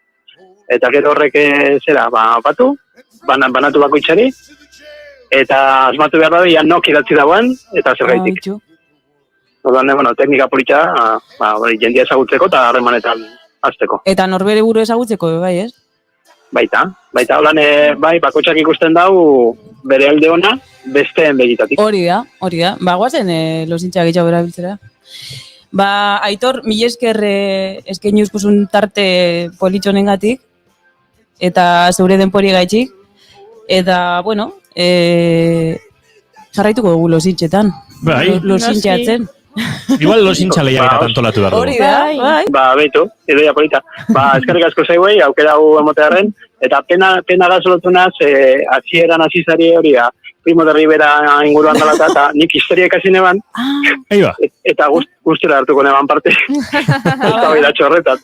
Aizu, beste baterako egingo dugu, nostalgiko, eta inguruan Primo de Riverarako saltoa, eta bizkarrik gabeko emakumeen garai aietara egingo dugu salto. Eta haituko izugu?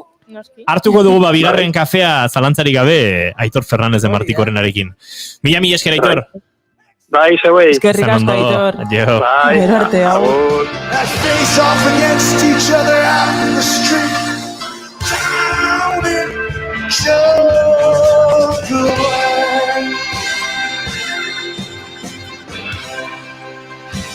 Arratsaldeko 5:29 minutu zuzenean, bigarren kafean Jungle Land ari gara entzuten, eta ez da kasualitatea, gaurko egunez hiltzen gizon handi bat Big Man jaun Andreok jaio egintzen gaurko egunez. Norfolken, Virginian, 1942an Clarence Clemons handia entzun ditugu bere bi kantu, Los Hintzen giroan ari ginela, eta Bruce Springsteenen Jungle Land honetan badu, akaso The E Street Bandik izan duen, kide handinetakoak duen, saxofoi solo esanguratsuenetakoa. Girls are dancing to records. 1975an Born to Run Bruce Springsteenen diskoaren azken kantua izan zen hau, eta noski, entzuten ari garen zuzeneko honetan, hain zuzen ere Madison Square Gardenen 2000 urteko udane izan zen kontzertua ere itxi zuen kantu honek amaitu zuen. Hau da, hain zuzen ere,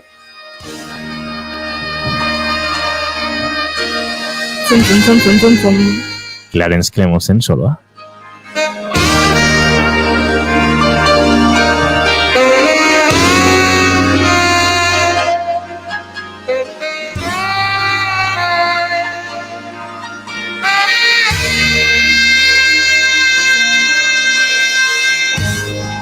Bere gorputzean saxo tenorrak saxo altu ematen zuen, baina soinuak ez du zalantzarako aukerarik ematen.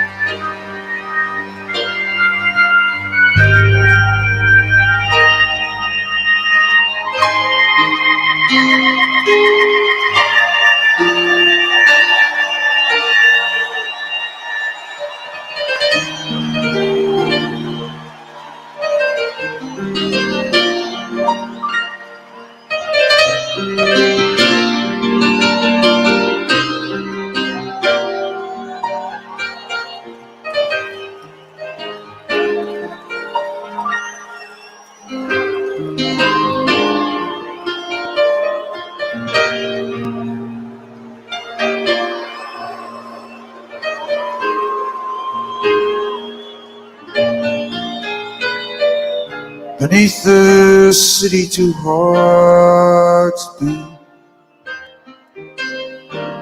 soul engines running through a night so tender. Bedroom locked in whispers of sorrow. Soft refusal and then surrender.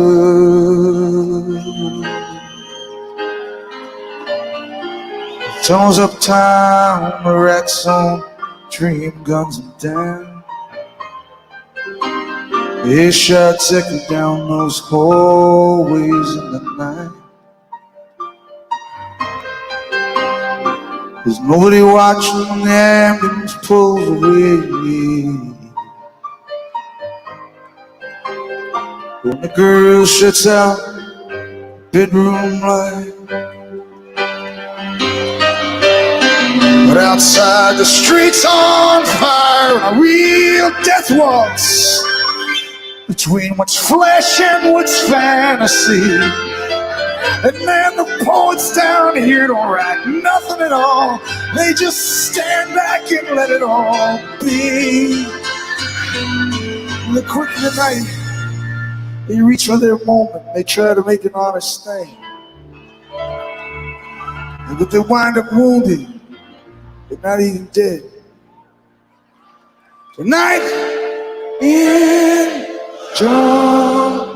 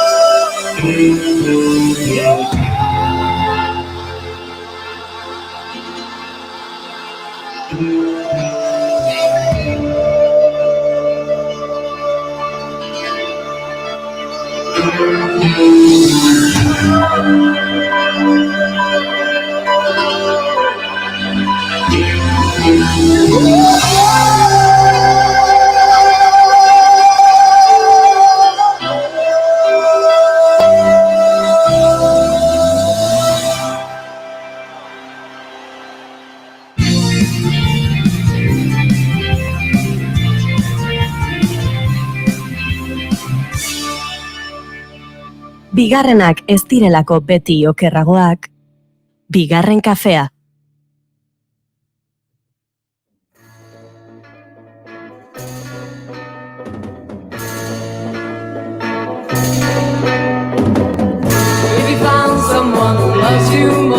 Eta musika giron jarraituko du.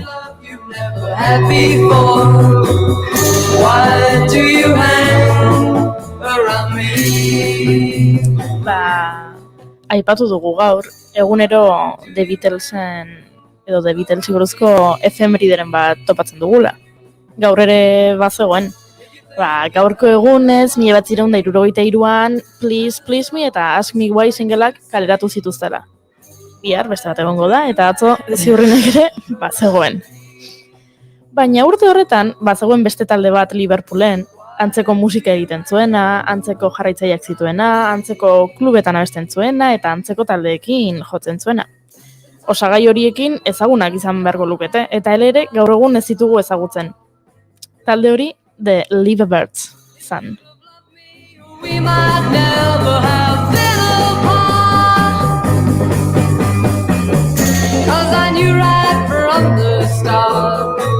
You were the kind of boy who'd break my heart. Why do you hang?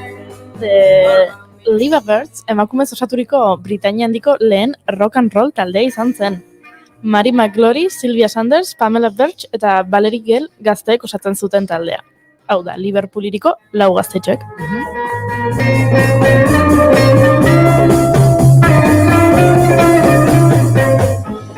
Izena bada nahiko paradoxikoa, ze Liverbird, hau da gibel txoria, oso txusia da izena, baina da izaki mitologiko bat, Liverpool hiriaren simboloa dena.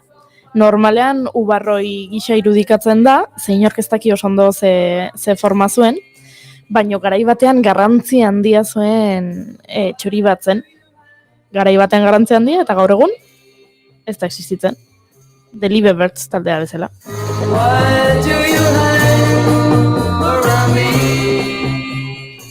Gaur egun Meri eta Silvia ikusiko bazen dituzte, ze Tamalez Pam eta Valeri zendu ziren, bi amonatxo maitagarri direla esango zenukete. Baina historia asko izkutzaten dituzte, Adibidez, Rolling Stones taldearekin jozuten, The Kings taldeari beraien instrumentuak utzi zizkieten, hauek bere album bat grabazezaten, edo Jimi Hendrixekin kanutuak erretzen aritu ziren. Ojo. Izan ere gu kongi dakigu saio honetan amona maitagarriek zenbat abentura bizi izan dituzten eta zenbat sekretutxo izkutatzen dituzten. Bestela galdetu Kontxita Beitia eta Marimio Galderi.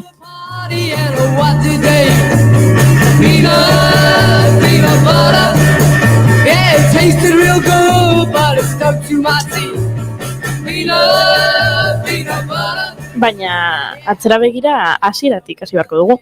60ko hamarkadan sortu zen taldea, baina garai hartako hedabidei erreparatuz gero prentsan etzenia erreportajerik argitaratu, hasierako argazki pare bat eta artikulu sentsazionalistak salbu. Horietako batean John Lennonen hitzak agertzen ziren. Emakumeak gitarra jotzen? Talde horrek porrot egingo du. Alerta machista, alerta!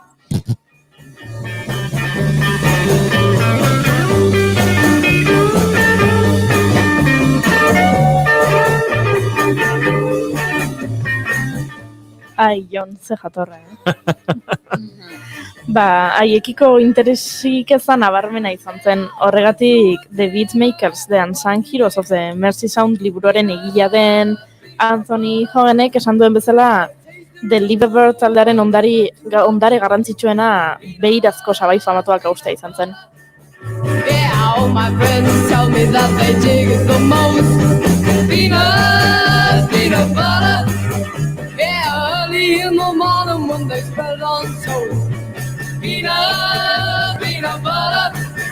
Yeah, I like peanut butter. You like peanut butter. Yeah, we like peanut butter too. Yeah, come on now, let's go now. Peanut butter. Yeah, come on now, open up that jaw. Peanut butter. Put it on that cracker. Tastes real fine. I'll try it now, yeah. Peanut butter. Yeah, I like peanut butter. You like peanut butter. Yeah, we like peanut butter too. Esan bezala, 60ko hamarkadan sortu zen taldea, Liverpool hirian, The Beatles taldea bezala.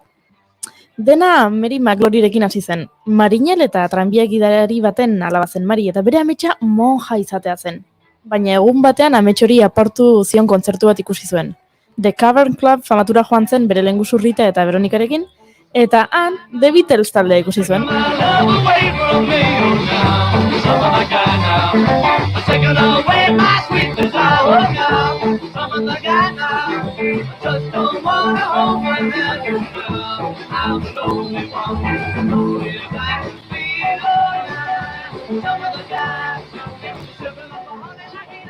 Kontzertu hartatik atera zirenean horrelako talde bat sortu nahi zutela erabaki zuten. 2 aste geroago, Frank Hessiren dendan musika tresnak erosi zituzten. Denda hori The Cavern klubaren ondoan zegoen eta han klub hortan jotzen zuten talde guztiek, Frank Hessiren dendan erosten zituzten beraien tresnak. The Squabs izena jarri zioten taldeari, eta tresnak beren arte adierazte baino gauza prosaikoagorako erabili zituzten. Izan ere, bizkarrean eramaten zituzten tresnak, eta horrela The Cavern klubera doan sarte ziren, talde bat zirela esan ez.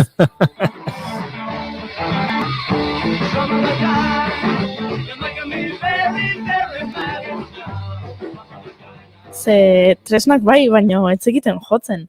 Orduan, hau broma gisa hasi zen, beraiek nahi zuten, ikusi zuten The Beatles taldea bezalakoa izan, baina pixkat itxurarengatik. Eta dena broma gisa hasi zen, baina serio hartu zituzten, eta Bill Harrick artikulu bat idatzi zuen Mercy Beat egunkari musikalean haiei buruz. Eta esan zuen, Ingalaterrako lehen emakumezko rock taldea zela, baina beraien izena erabili beharrean The Bikinis deitu zien. Berriro, alerta machista, bi. Izen berri horrekin zerikusirik ez zutelako, kexatu egin ziren, baina egunkariak ez zuen zuzenketarik egin. Alerta machista. Iru. Osando. The Cavern klubeko DJak, Bob Bullerrek, izenarekin egon zen eztabaida ikusita, esan zuen, ni gonbidatuko ditut nere lokalean jotzera. Eta esan ziren, etorri neskak, eta jo. Eta orduan inoiz egin ez zuten zerbait egin behar izan zuten. Entxeatu. Eta berehala konturatu ziren, ez egitela ondo jotzen, eta ikastea etzela erraza. Eta orduan, goiuriren teknikara hori zuten. Ostrukaren egitea. Etxean izkutatu ziren, eta behaie pentsatzen zuten, 2 aste igarota jendea taldea zaztuko zela.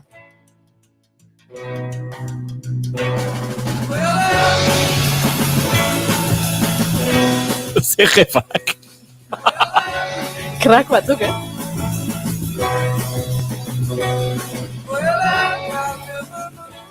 Eta autoinposatutako itxialdi edo 40 aldi horretan, Valerie Hell eta Silvia Saunders neskek Mariren atea jo zuten. Zurrumurroak iritsi zitzaizkien, hiriko nesken talde ospetsua desegin egin zela. Dagoeneko taldea ospetsua zen, naiz eta bereiek ez egiten jotzen. Zegoen hor, The Beatles antzekoak, baina neskak dira, eta instrumentuekin hemen ibiltzen dira, hauek bastakit musikariak izango dira. Eta orduan, Valerie eta Silvia taldea berpizteko eskaini ziren, ze behaiek bazekiten jotzen. Valerie gitarra jotzen zuen eta Silviak bateria. Beraz, horrela osatu zuten taldetxoa berriro, Mari, Silvia, Valerie eta Sheila, zala, Mariren lehengusinak. Eta orduan The Livebirds izena jarri zioten. Hasi ziren astelenetik ostiralera jotzen, larun batetan beste talde batzuk ikustera joaten ziren, eta igandean Sheilak eta Merik klasea jasotzen zituzten. Puntu bat iritsi zen esan zutena, ikasi beharko dugu, ez? Hemen gu tresnekin atzerata aurrera, ez dakit, hau jotzen ikasi beharko dugu. Orduan, intzuten aste guztiko plana, eta igandetan behaiek jotzen ikasten zuten. Eta orduan, beraien taldea ezagutzera emateko, pentsatzen nahi zuzian, nola egingo dugu? Marik aurretik ere erabili zuen eragiketa errepikatzea proposatu zuen. Instrumentuak hartu eta The Cavernera joango zirela, eta talde gisa aurkeztuko zirela. Horrela egin zuten, eta Bob Bullerri lehen aipatugun DJ-ari esan zioten, baietz, oraingoan joko dugu, eta jotzera gatoz. Eta DJ honek John Lennon eta Paul McCartney aurkeztu zizkieten, eta orduan esan zuen John Lennonek bere esaldi hori. Alerta machista lau dator. Alerta machista lau. Baina, esaldia esan dugu, ja.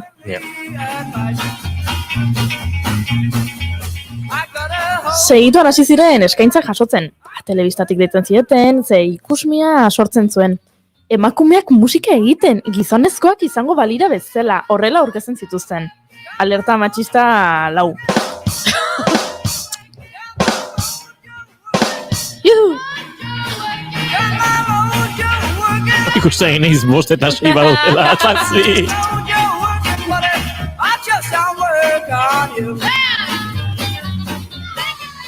Eskoziatik eta Ingalaterrako hegoaldetik bira egin zuten, eta han ezagutu zuten Rolling Stones izeneko talde londrestarra, gaztetxo batzuk, eta oso lagunak egin ziren.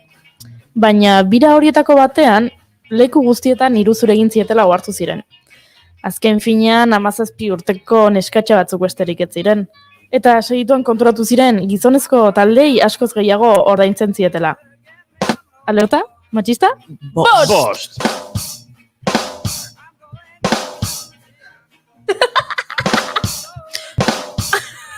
Falta zait. Ez ondo.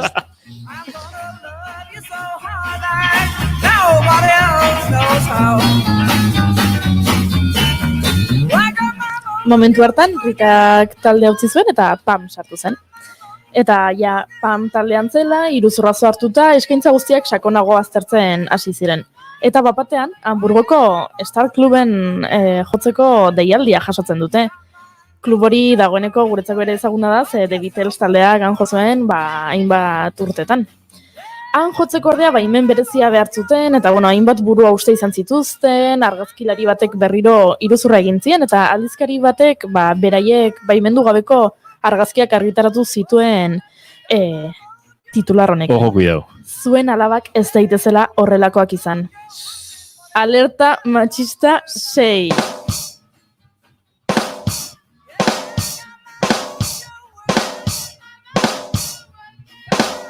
Oso ondo. Baina lortu zuten baimena eta iritsi ziren Hamburgora eta jendea erotu egin zen.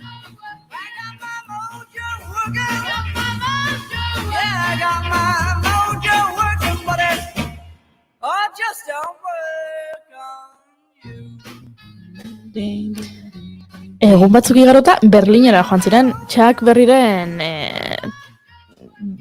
Berryrekin jotzeko. Eta Chuck Berryren manaierra beraietaz maite mindu zen. Eta Amerikako Estatu Batuetara eraman nahi zituela esan zien. Ze bazirudien, bai, talentua bazegoela eta, lortuko zutela Estatu Batuetan zerbait. Baina hor ere bazegoen trampa, Ze esan zieten Las Vegasen kontzertua jotzeko topless egin behar zutela. Alerta matxista, 7.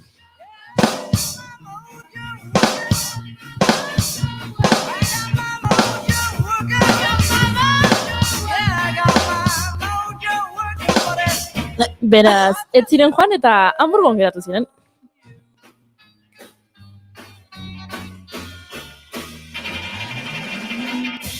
Ideia ona izan zen. Sekulako arrakasta lortu baitzuten. Abesti honenen zerrendatan agertzen ziren, irrati eta telebista guztietatik deitzen zieten. Ziur, garai hartakoa izango balitz bigarren kafea, deituko geniela bigarren kafearen saioak ustikoetarako.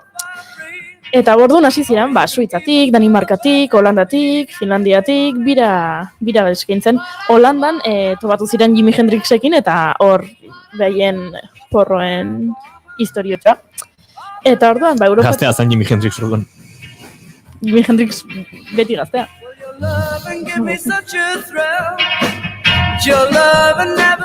Europatik bira luzeak egin zituzten. Star Club Show 4 LPA asko saldu zen. Eta bapatean, dena amaitu zen. Silvia ahordun geratu zen. Eta garai hartako eta oraingo emakume askok eta askok bezala, bere ametsa eta lana utzi behar izan zituen etxean geratzeko umearekin, bere senarrak lanarekin jarraitzen zuen bitartean. Eta hodia da alerta matxista ez dakizen bagarrena. Urte hartan bertan, Valerik fan bat ezagutu zuen eta berarekin ezkondu zen. Valeriren senarrari auto bat oparitu zioten bere urte betetzean eta The Liva Birdsen kontzertu bat ikustera zioala, autoistripo bat eduki zuen eta paraplegiko geratu zen. Valerik dena utzi zuen eta 26 urtez bere senarraren zaintzara dedikatu zen. Beste behin zaintza lanak emakumearen gain, hori ere bada alerta. Horrela taldea desagertu egin zen. Silvia eta Mariren hitzetan ordea, ez ginen The Beatles bezain ospetsuak izan, baina lagunak izaten hasi ginen eta lagunak izaten jarraitu genuen. Ez The Beatles bezala. Eta 2019an beraien omenezko musikal bat egin zuten Londresen. Girls Don't Play Guitars diturikoa. Hau da, neskek ez dute gitarra jotzen. Lennon, zauden lekuan zaudela. Bai, emakumeek gitarra jotzen dute eta oso ondo gainera.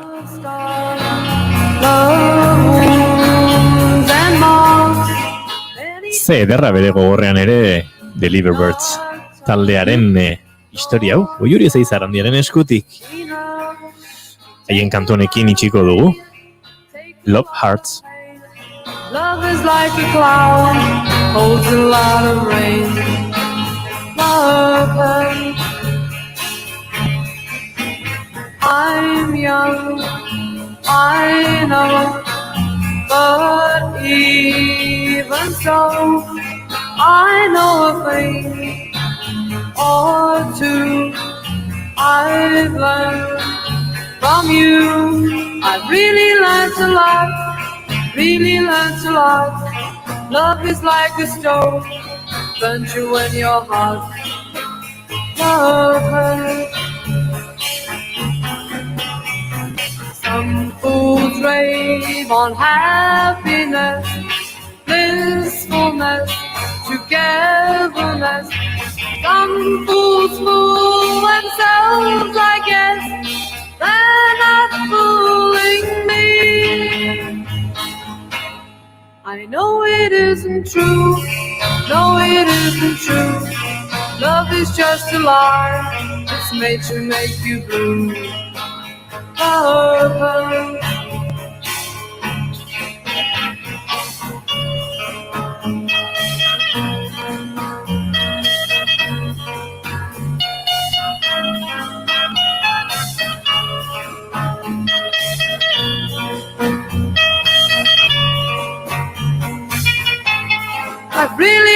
learns a lot, really learns a lot.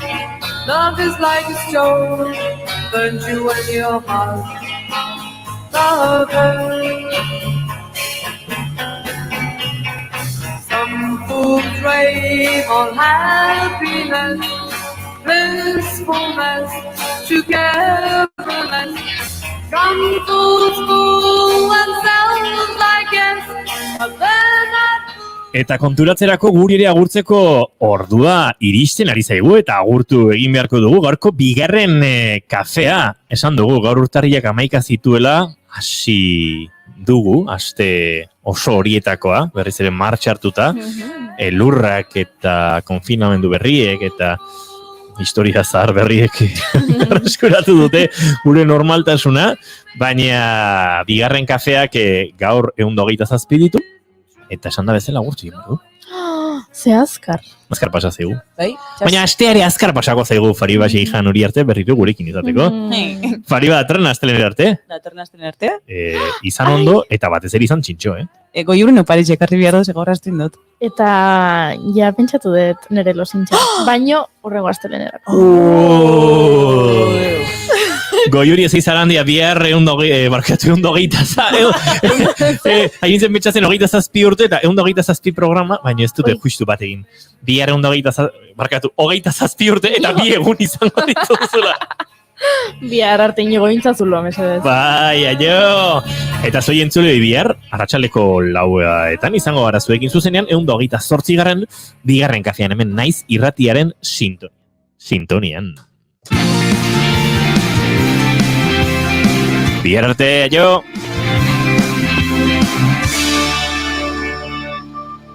Keep calm and bigarren kafea.